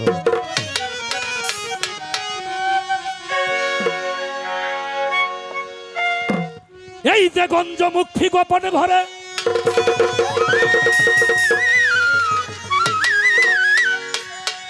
বাবারে, গঞ্জমুখী গোপন ঘরে দেখো কোন বলে এক শব্দ করে, দেহের কলমার গঠন গেল হইয়া আমার বাজানের দিব্য জ্ঞানে দেখো তারে চাইয়া, দিব্য জ্ঞানে দেখো তারে চাইয়া আমার বাজানো, দিব্য জ্ঞানে দেখো তারে চাইয়া।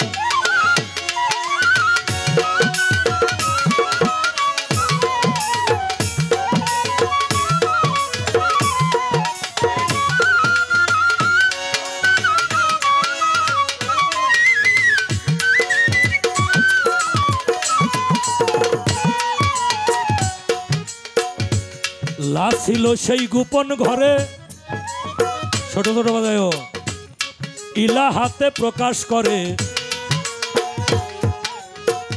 তৈয়ব কলমার সুরত ধরিয়া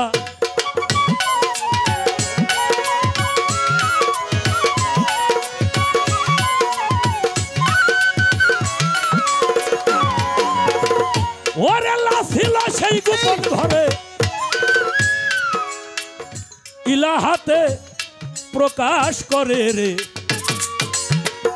তৈয়ব কলমার সুরত ধরিয়া।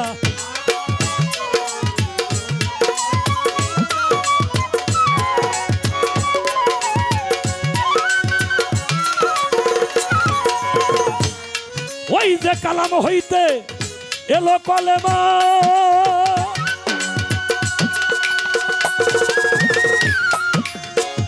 কালাম হইতে এলো কলেমা, ভক্তের কলবে হইল জমা।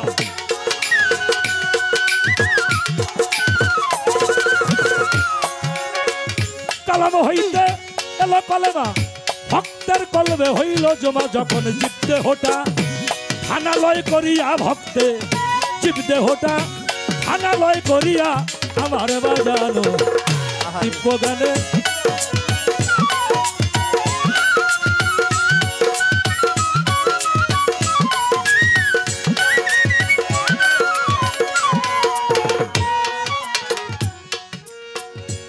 ভক্তের কলব হইলে জারি,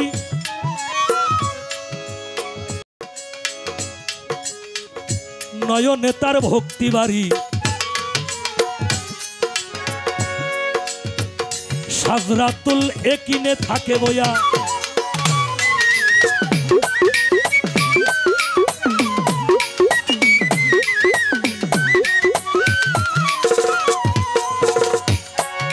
ওরে ভক্তের কলম হইলে জারি, নয়নে তার ভক্তি বাড়ি রে, সাজরাতুল একিনে থাকে বইয়া,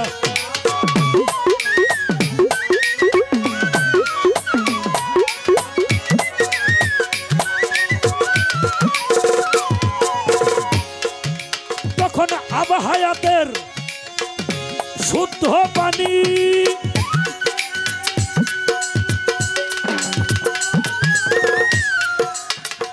আবহায়াতের শুদ্ধ পানি দিবে মুর্শিদ গুণমণি, ওরে আবহায়াতের শুদ্ধ পানি দিবে মুর্শিদ গুণমণি, আবহায়াতের শুদ্ধ পানি দিবে মুর্শিদ গুণমণি, তোমার দেহ যাবে পবিত্র হইয়া, তখন এই দেহ যাবে পবিত্র হইয়া, আমার বাজানে রে গগনে দেখো তারে চাই, ওরে দিব গগনে দেখো তারে চাই, আমার ভক্ত রে দিব গগনে দেখো তারে চাই, ওরে দিব গগনে দেখো তারে চাই, আমার ভক্ত রে দিব গগনে দেখো তারে চাই। ভক্তের কলম হইলে জারি, নয়নে তার ভক্তি বাড়ি, সাজরাতুল ইয়াকিনে থাকে বয়া, আবে হায়াতের শুদ্ধ পানি তোমারে দিবে মুর্শিদ গুণমণি, তখন এই দেহটাই যাবে পবিত্র হইয়া। এবার কোন দরজায় উকি দিলে মসজিদ একটা সামনে মিলে, আল কালবু বাইতুল্লাহর ঘরে, নিজেই আল্লাহ পরোয়ারে, সব দরজার বাতি দেয় জ্বালায়,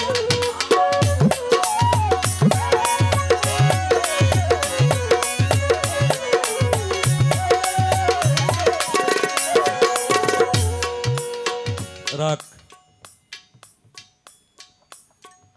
এখানে গান হইতেছে, এই যে বাতিগুলো জ্বলতেছে, এর একটা পার হাউস আছে না, আছে কিনা? এর একটা পার হাউস আছে, ওইখানে কি করা হয়েছে, ওইখানে লাইন আছে,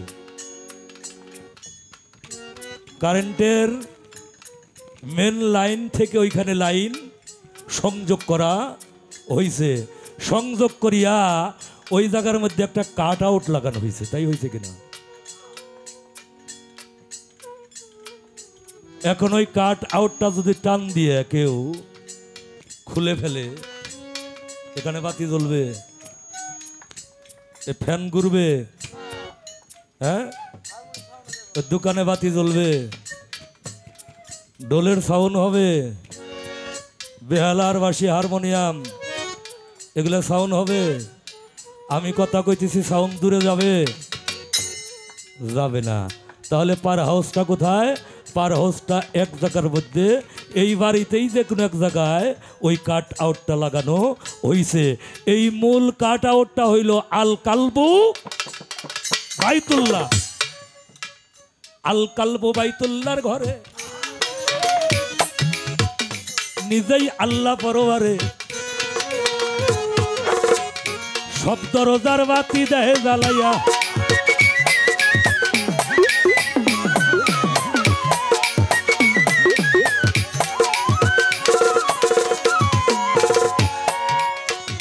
আরে তখন এই অযুদ হয়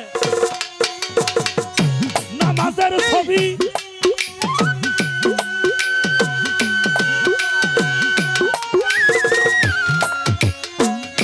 অযুদ হয় না মাঝের ছবি, সামনে দেখবি জিন্দা নবী,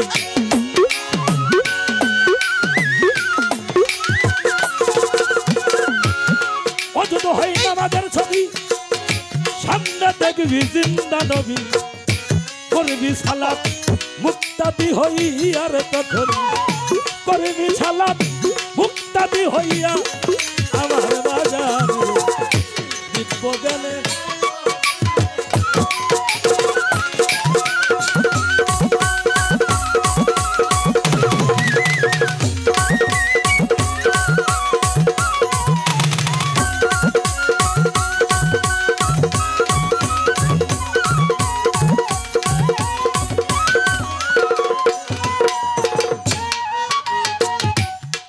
এবার দম রাখিয়া আপন ঘরে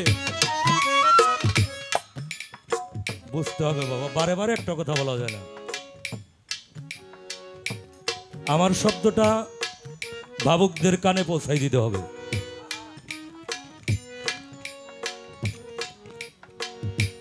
দম রাখিয়া আপন ঘরে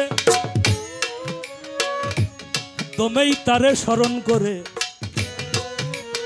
দম হারাইলে সালাত কায়দা যাবে হইয়া।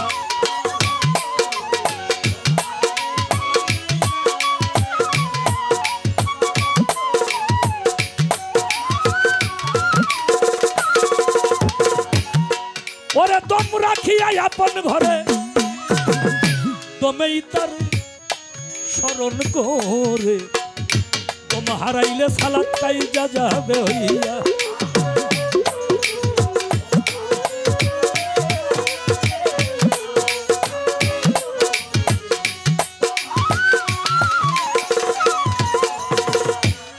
তাই তো সব্দুল চান নয় বাঁকা বিল্লায়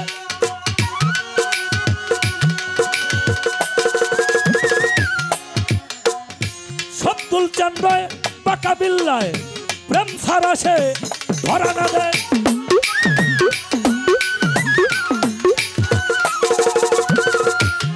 সব্দুল চান নয় বাঁকা বিল্লায় প্রেম ছাড়া সে ধরা না দেয়। ফকির আবুল মরছে ভক্তি হারা হইয়া দাদা আবুল মরছে ভক্তি হারা হইয়া আমার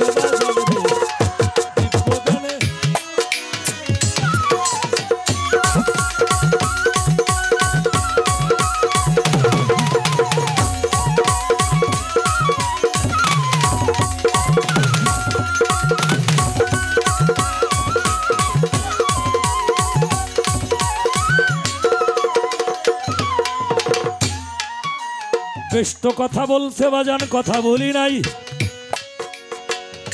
কলেবের দরজা কয়টাই আমারে ভেঙ্গে বলো তাই, ভেঙ্গে বলো মূল বারতা,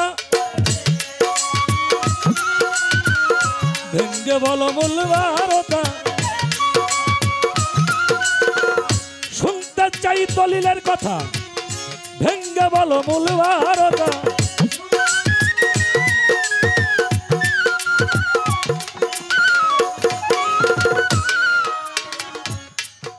এই কলম হইল একটারে বাবা তোমারে দেই কইয়া,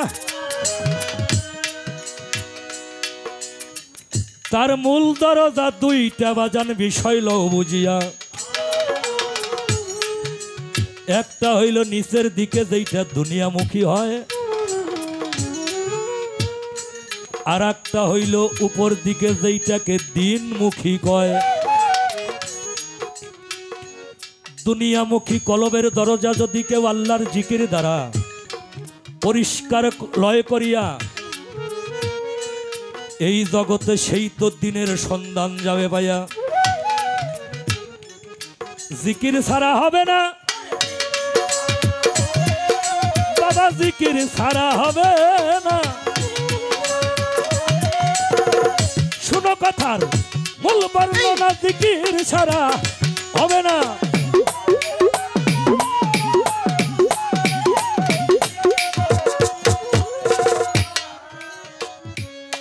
একটা দরজার নাম হইছে কলবে মুবিন।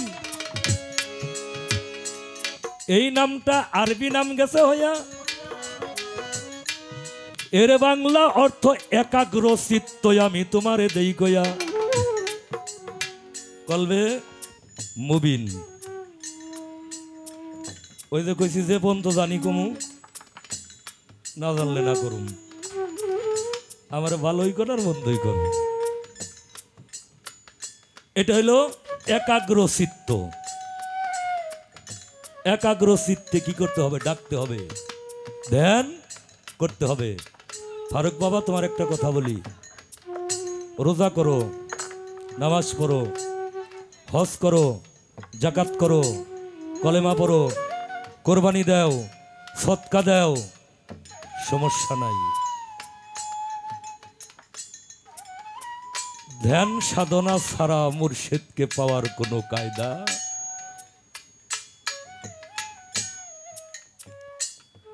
ধ্যান সাধনা করতেই হবে। ধ্যান সাধনা না করলে কখনোই দয়ালের নৈকট্য লাভ করা যাবে না। তাই যদি যাইতো, আমি তো চাইরানার হেলাল সরকার, চাইরানার হেলাল সরকার। আমি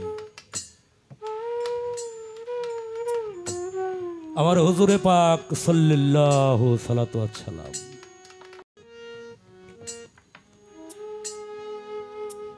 ওনার চাইতে জ্ঞানী,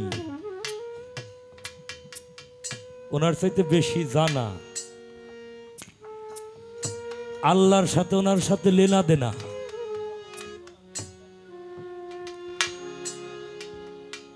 আর কোন নবী রাসূল আছে কিনা আমার জানা নাই। উনি কি করছেন? 15 বছর 1 মাস 19 দিন হেরা পর্বতের গুহায় ধ্যান করছেন। প্রত্যেকটা নবী রাসূল ধ্যান করছেন, ধ্যান ব্যতীত হয় নাই। প্রত্যেকটা অলিয়া উলিয়া ধ্যান করছেন, ধ্যান ব্যতীত হয় নাই।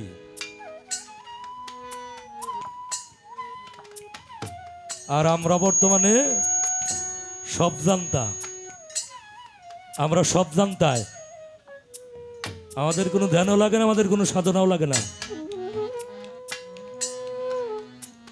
এই জন্যই পরিস্থিতি।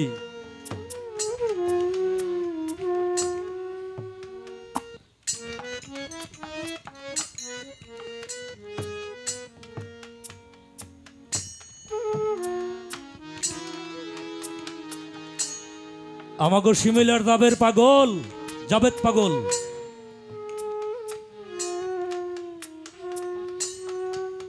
এমন এক কাম করছিল, তার ঘরের স্ত্রী, কথাটা বলতে হয়, আমার ক্ষমা করবেন আমারে,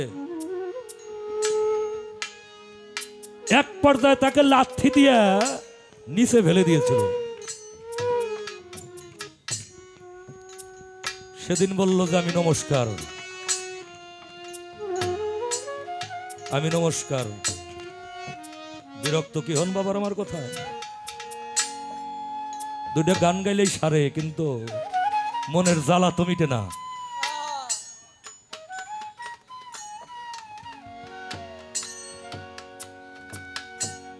তার গুরু সীতাকুণ্ড পাহাড়ের সাইডে তাকে সাধনা করার জন্য বসাই দিল।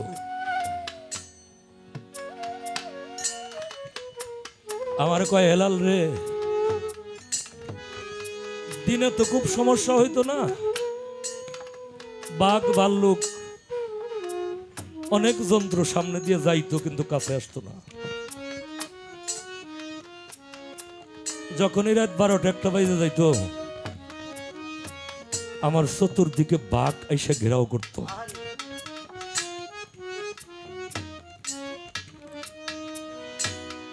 তখন আমি মুর্শিদের সুরতটাকে ধ্যান কইরে বাঘের দিকে তাকায়ে থাকতাম আর বলতাম, বাঘ তুই আমারে খাবি, তুই তো খাবি আমারে হাত দিয়ে ধইরা, হাতা দিয়ে ধইরা, দাঁত দিয়ে চিবাই তুই আমারে খাবি। আমি তোরে হাত দিয়েও ধরুম না, তোরে দাঁত দিয়েও চিবাম না, তোদের মতো লক্ষ লক্ষ বাঘ আমি চোখ দিয়ে শেষ করে বলব।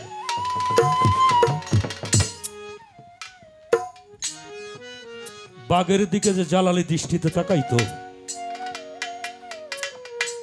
আস্তে করে বাঘ মাথা নিচু করে চলে যেত। আমার দেওয়ান রশিদ বাবা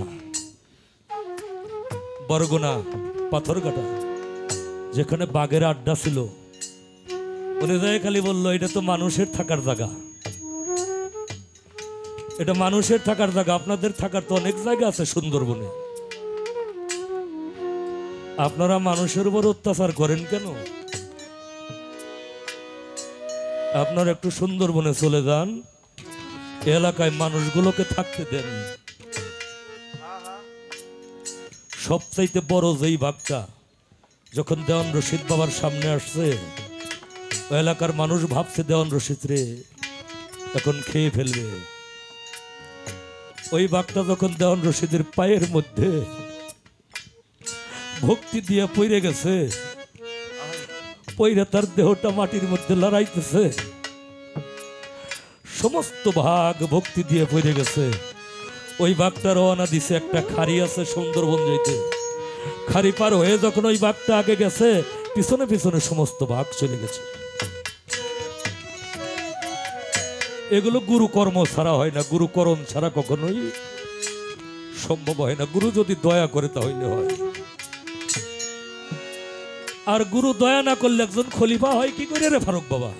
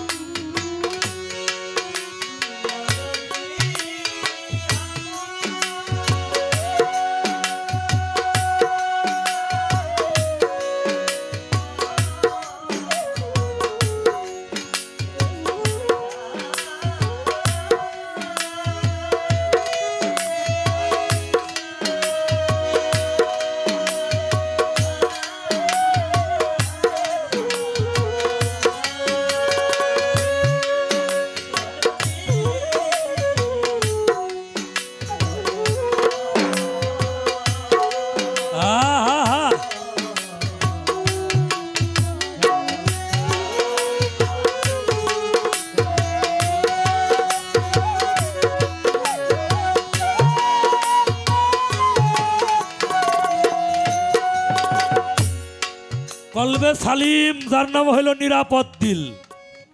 নিরাপদ একটা মানুষের কলব যদি কলবে সালিম হয়ে যায়, তার দ্বারা কেউ কখনোই ক্ষতিগ্রস্ত হয় না। যেটা নিরাপদ দিল, ও তো গুরুর ধ্যানেই মগ্ন থাকে, ও আবার ক্ষতি করবো কার? কলবে খাসেও যেই দিলটা হইল বিনয়ী দিল, বিনয়ী দিল, সে বিনয় করতে পারে, কাউকে আঘাত করতে পারে না।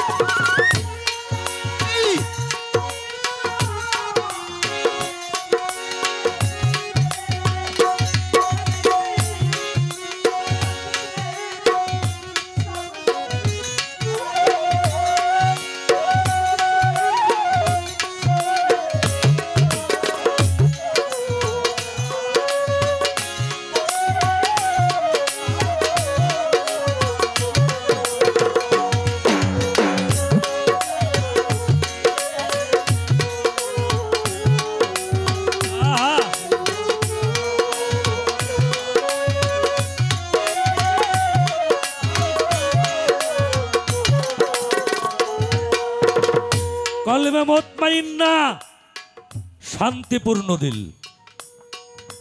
শান্তিপূর্ণ দিল। হে নফস মুতমাইন্না, হে নফস মুতমাইন্না, প্রশান্ত নফস,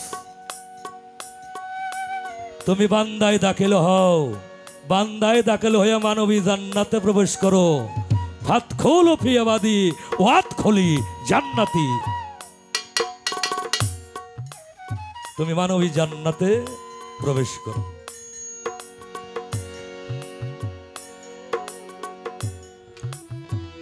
নূরের কল, জান্নাতুল কল, মহা জান্নাতুল কল। এই নূরের কলবের ভিতরে যখন তুমি উকি দিবে, নূরের কলবের ভিতরে যখন উকি দিবে, তখন সামনে একটা মসজিদ, সামনে একটা মসজিদ। ওই মসজিদটার নাম কি?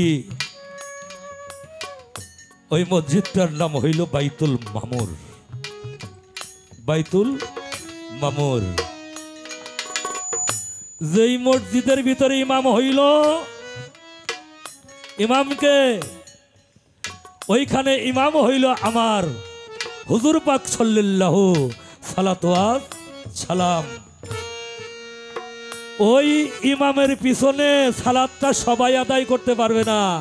মুর্শেদের সাথে যার লেনা দেনা আছে, ভালো সম্পর্ক আছে, ওই দিন সে ওই নবী মুহাম্মদ রাসূলুল্লাহকে তার মুর্শেদ রূপেই দর্শন করতে পারবে। মুর্শেদ রূপে যখন তুমি বাবা দর্শন করবে, তোমার সালাতটা কায়েম হয়ে যাবে। সালাত কায়েম হয়ে গেলে একটা সাগরের নাম হইল আবে জমজম, আর একটা সাগরের নাম হইল আবে কাউসার। জমজমের পানি দিয়ে ওযু করলে ওই মানুষটা পবিত্র হয়, আর কাউসার পান করলে ওই মানুষটার জীবনে আর কোনো তৃষ্ণা লাগে না। আবে কাউসার, কাউসার কারে দান করছে আমার আল্লাহ? একমাত্র আমার নবীজিকে। না আরো কাউকে দান করছে? আরো 312 জন নবীরে দান করছে আল্লাহ? করে নাই। কারে করছে? আমার মুহাম্মদ, আমার দয়াল নবীজিকে আল্লাহ দান করছে আবে কাউসার। কাউসারের পানি পান করলে বাজান তোমার জীবনে আর কোনোদিন তৃষ্ণা লাগবে না। আর একটা হইল আবে হায়াত। আব শব্দের অর্থ হইল পানি, আর হায়াত শব্দের অর্থ হইল আয়ু। হায়াত শব্দের অর্থ হইল আয়ু। এই 3 সাগরের পানি তোমারও যদি মুর্শিদ খাওয়াইয়া দেয়, তুমি পবিত্র হইবে, তোমার তৃষ্ণা আমার জীবনে লাগবো না, আর তুমি কখনোই আয়ু থাকতে অকালে মরণ তোমার হবে না। তাহলে কলেমা কি? কলেমার উরুস কত? কলেমার ফানা কত? কলেমার বাঁকা কত? কলেমার নজুল কত? লা ইলাহা ইল্লাল্লাহু। এটা কি দেখা যায়? এটা দেখা যায়? এটা দেখা যায় না। দেখা যায় কি? মুহাম্মাদুর রাসূলুল্লাহ। তাহলে ওখানে হলো 7, এখানে হলো 5। নজুল হবে 5, উরুজ হবে 7। ফানা হবে 5, উরুজ হবে, বাঁকা হবে 7। আর এর ভিতরে ফরজ সুন্নত কি? কলেমার ফরজ সুন্নত কি রে বাবা? ফরজ কার কথা? হ্যাঁ, আল্লাহর কথা ফরজ, রসুলের কথা। কিন্তু কে বলছিল লা ইলাহা ইল্লাল্লাহু, আর কে বলছিল মুহাম্মাদুর রাসূলুল্লাহ? ওইখানে আমরা ছিলাম। কিরে মা, আমরা ছিলাম ওইখানে? কে ছিল? এক আল্লাহ ছিল, আর ছিল রাসূল। তাহলে আমার রসুল বলছে লা ইলাহা ইল্লাল্লাহু, আমার আল্লাহ কইছে মুহাম্মাদুর রাসূলুল্লাহ। তাই কলেমার ভিতরে নবীর কথা হইল ফরজ, আর আল্লাহর কথা হইল সুন্নত।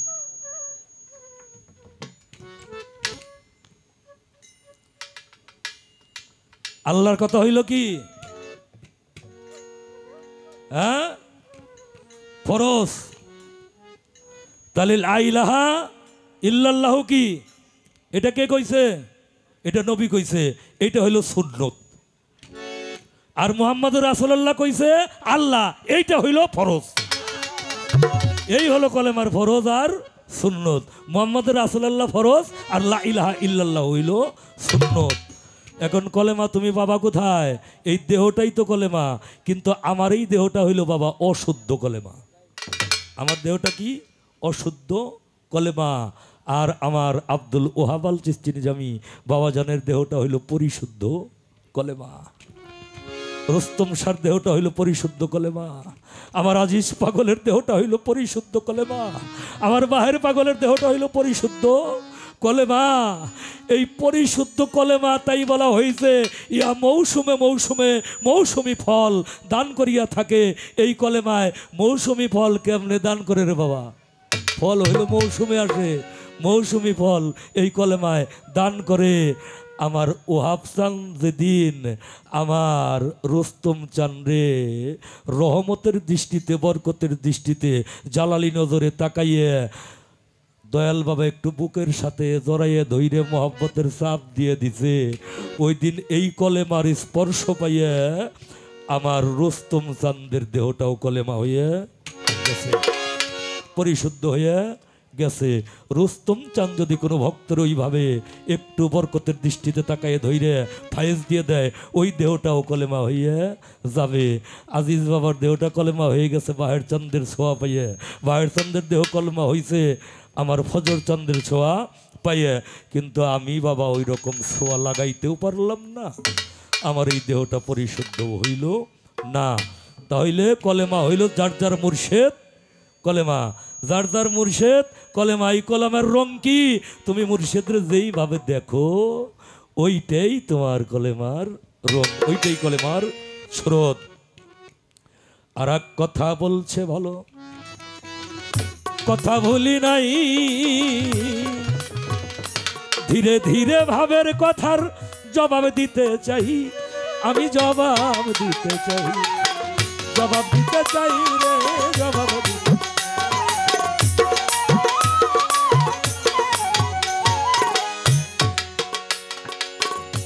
থাকবো না তোর ফাটা পায়ে তেল দিয়ে। পাও ফাটলো কেমনে রে ইমরান?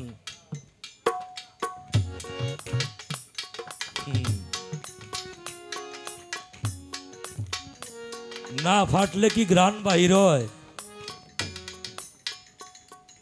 না ফাটলে ঘ্রাণ আসে? এটা নিগুরের কথা আগেই বলছি। কলমের মাথা ফাটছিল তাই কালি ধরছে। হ্যাঁ,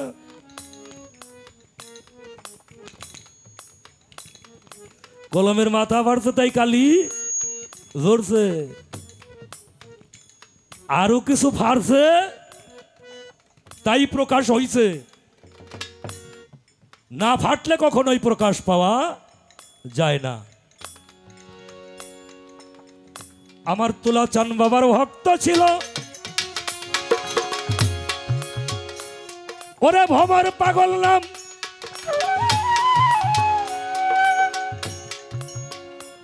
জীবনে দয়ালের হাতে মুরিদ হইয়া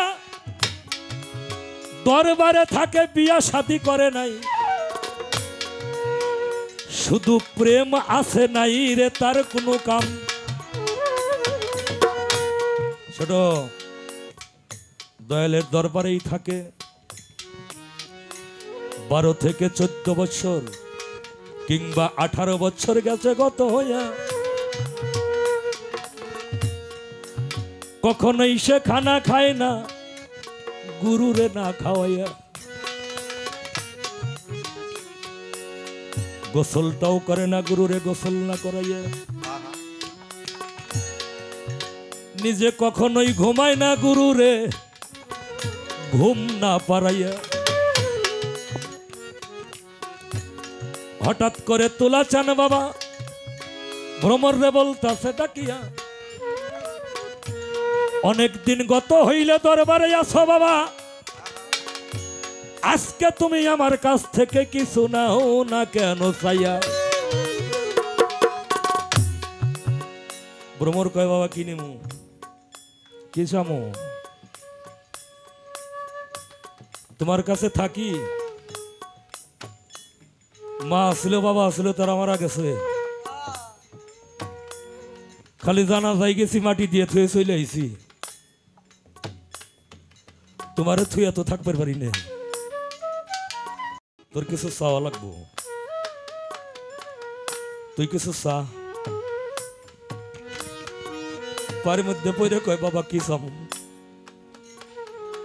আমার চাইবের কইও না। কয় গুরুর হুকুম কিরে ভ্রমর, কয় বাবা আমি তো লেখাপড়া জানি না, তোমার মজলিসে বসে বসে শুনছি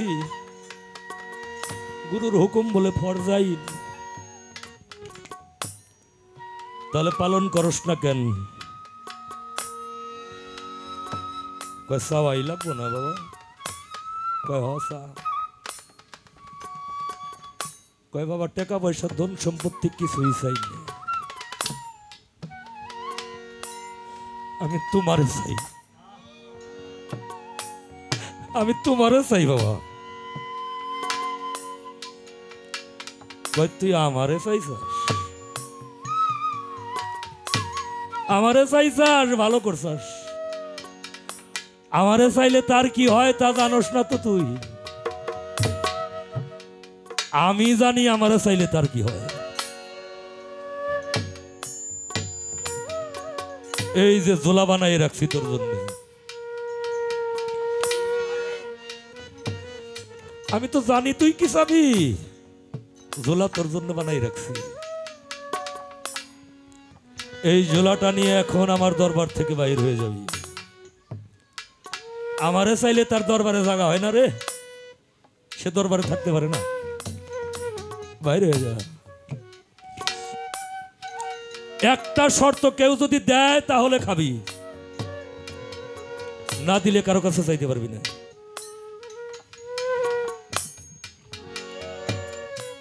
পাও ধরে কান্দার কয় বাবা আমি তো চাইবার চাইছিলাম না, তুমি আমার চাইবার কইলে, এখন আবার আমি চাইলাম দেখে তুমি আমারে খেতাই দাও, আমি যাবো কোন জায়গা বাবা? তোমার ছাড়া তো আমি আর কাউরে চিনি না, আমি কই যাবো? কই তা তো জানি না, তুই কই যাবি? ভ্রমর রে কেউ কিছু দিলে খায়, না দিলে ঝোলাটা মাথার নিচে দিয়ে রাস্তার মধ্যেই শুয়ে থাকে, বাজারের মধ্যেই শুয়ে থাকে। পাগল রে জিগায় কিনা রে বাবা,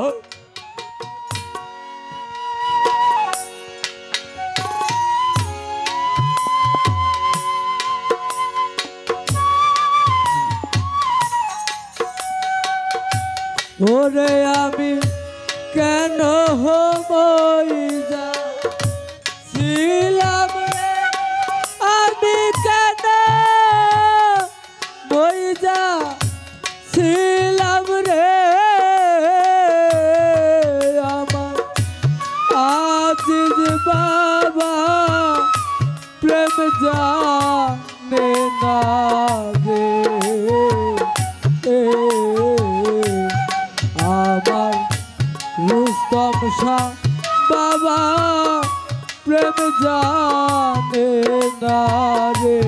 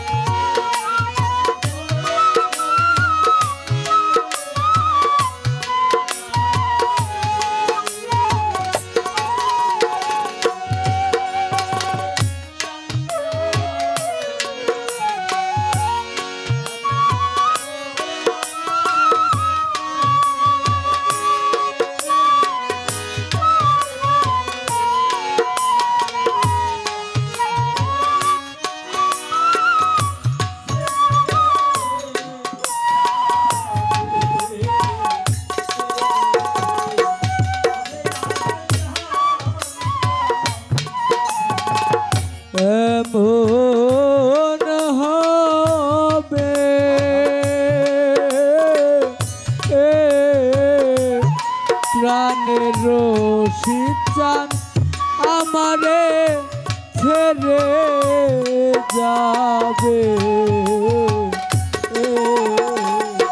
ওরে বুকে গিয়া গুণ যাহা লায়া গেলি রে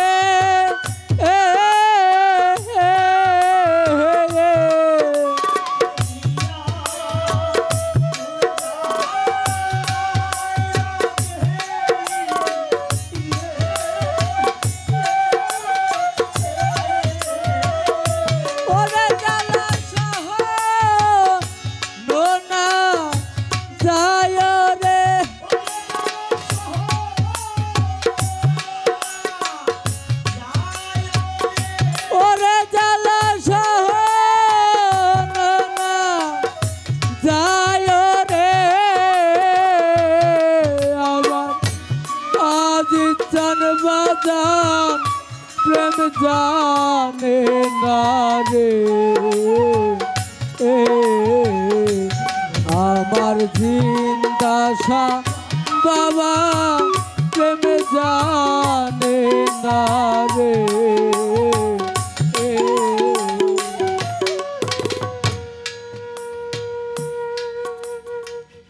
সামনে ওরস ভক্ত ছাড়া কি গুরুর ভালো লাগে রে? ভক্ত ছাড়া কি গুরু থাকতে পারে? আশেক ছাড়া কি মাসুক বাঁচতে পারে? পারে না। আমার তোলাসান একটা চিঠি লিখে দিছে ভ্রমরের নামে। চিঠিটাই না পিয়ন ডাকতেছে আর বলতেছে, ভ্রমর ভাই তোমার নামে একটা চিঠি আইছে। ভ্রমর চান কইতেছে, ও ভাই আমারে চিঠি দিব কে? আমার তো কোনো আত্মীয় স্বজন নাই দুনিয়ায়, আমার চিঠি কে দেব? কয় খামের উপরে লেখা আছে প্রাপক কহিল ভ্রমর পাগল।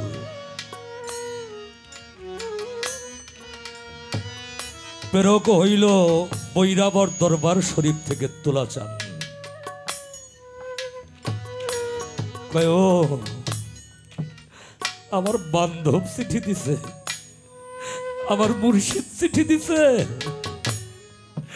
আমার বাজান ছাড়া আর আমার কে চিঠি দিব রে? আমার খবর আর কে লইব? ও ভাই আমার চিঠিটা একটু পইরা শোনাবি তুই? চিঠি পইরা বলতেছে, ভ্রমর আগামী শুক্রবার দরবারে ওরস।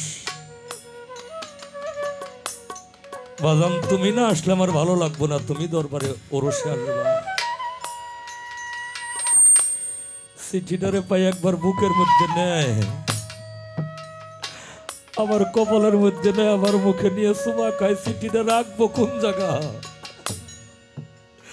চিঠিটারে কোন জায়গা রাখলে ভালো লাগবো ভ্রমরের? দৌড়ায় গ্রামে যাই, আর ওরও পীর ভাইয়া ছিল, তাদেরকে ডাইকে বলতেছে, তোমরা ওরসে যাইবা না ভাই? কয় হ্যাঁ ওরসে যাবো তো। আমার একটু লয়ে যাইবে। এখন বাইরে চিন্তা করে পাগল রে গাড়ি ভাড়া দিয়ে নিব কিরা?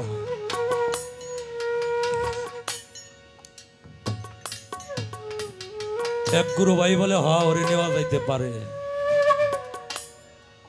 আমাদের যে মাল সামানা গুলো আছে না, এইগুলো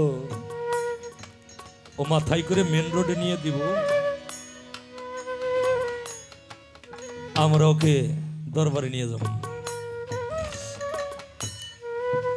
বলতেছে মালগুলা তুমি নিয়ে দিবা ভাই। কয় কয় মন হইব? কয় ৬-৭ মন। কয় তোরা একবারে যদি আমার মাথায় উঠাই দিতে পারতি তাহলে আমি খুব তাড়াতাড়ি আমার বাজানের ওই চন্দ্রপ্রথম চেহারাটা দেখতে পারতাম। তা কি আর সম্ভব? সারাটা দিন বহিরে মাল নিচে। সন্ধ্যার সময় ওরা যখন যায় একত্রিত হয়েছে, গাড়িও আসছে, গাড়িতে মাল উঠাইছে, বলতেছে পাগল রে কোনো কৌশলে রেখে যেতে হইব। বলে তুই দরবারে যাবি, কিছু নিয়ে যাবি না? কই আমি টাকা পাবো কই? 5টা টাকা দিছে। কয় এই যে দোকান, এই যে বলার দোকান, বলার দোকানের 2 দোকান পরে আছে একটা দোকান, ওই দোকানের মোমবাতি আর আগরবাতি ভালো, লয়ায়। পাগল সাদা মাঠা মানুষ 5টা টাকা নিয়ে চলে গেছে, মোমবাতি আগরবাতি নিয়ে যাইব। মোমবাতি আর আগরবাতি নিয়ে এসে দেখে গাড়িটাও নাই, ওই জায়গায় একটা লোকও নাই। স্থানীয় দোকানদারের কাছে জিজ্ঞাসা করে, ভাই গাড়িটা কই গেছে? আর আমার তরিকার ভাই যারা ছিল তারা কই গেছে? কয় তারা তো যাওয়ার সময় বললো গাড়িটা বরিয়াবর যাবে, তারাও বরিয়াবর যাবে। প্রমর বলতেছে কত মজলিসে শুনছি, মায়ের পেটের ভাই থাকলে হয় রে জমি জমার ভাগি, ওরে তরিকার ভাই থাকলে সে আমার নিদান কালের সাথী।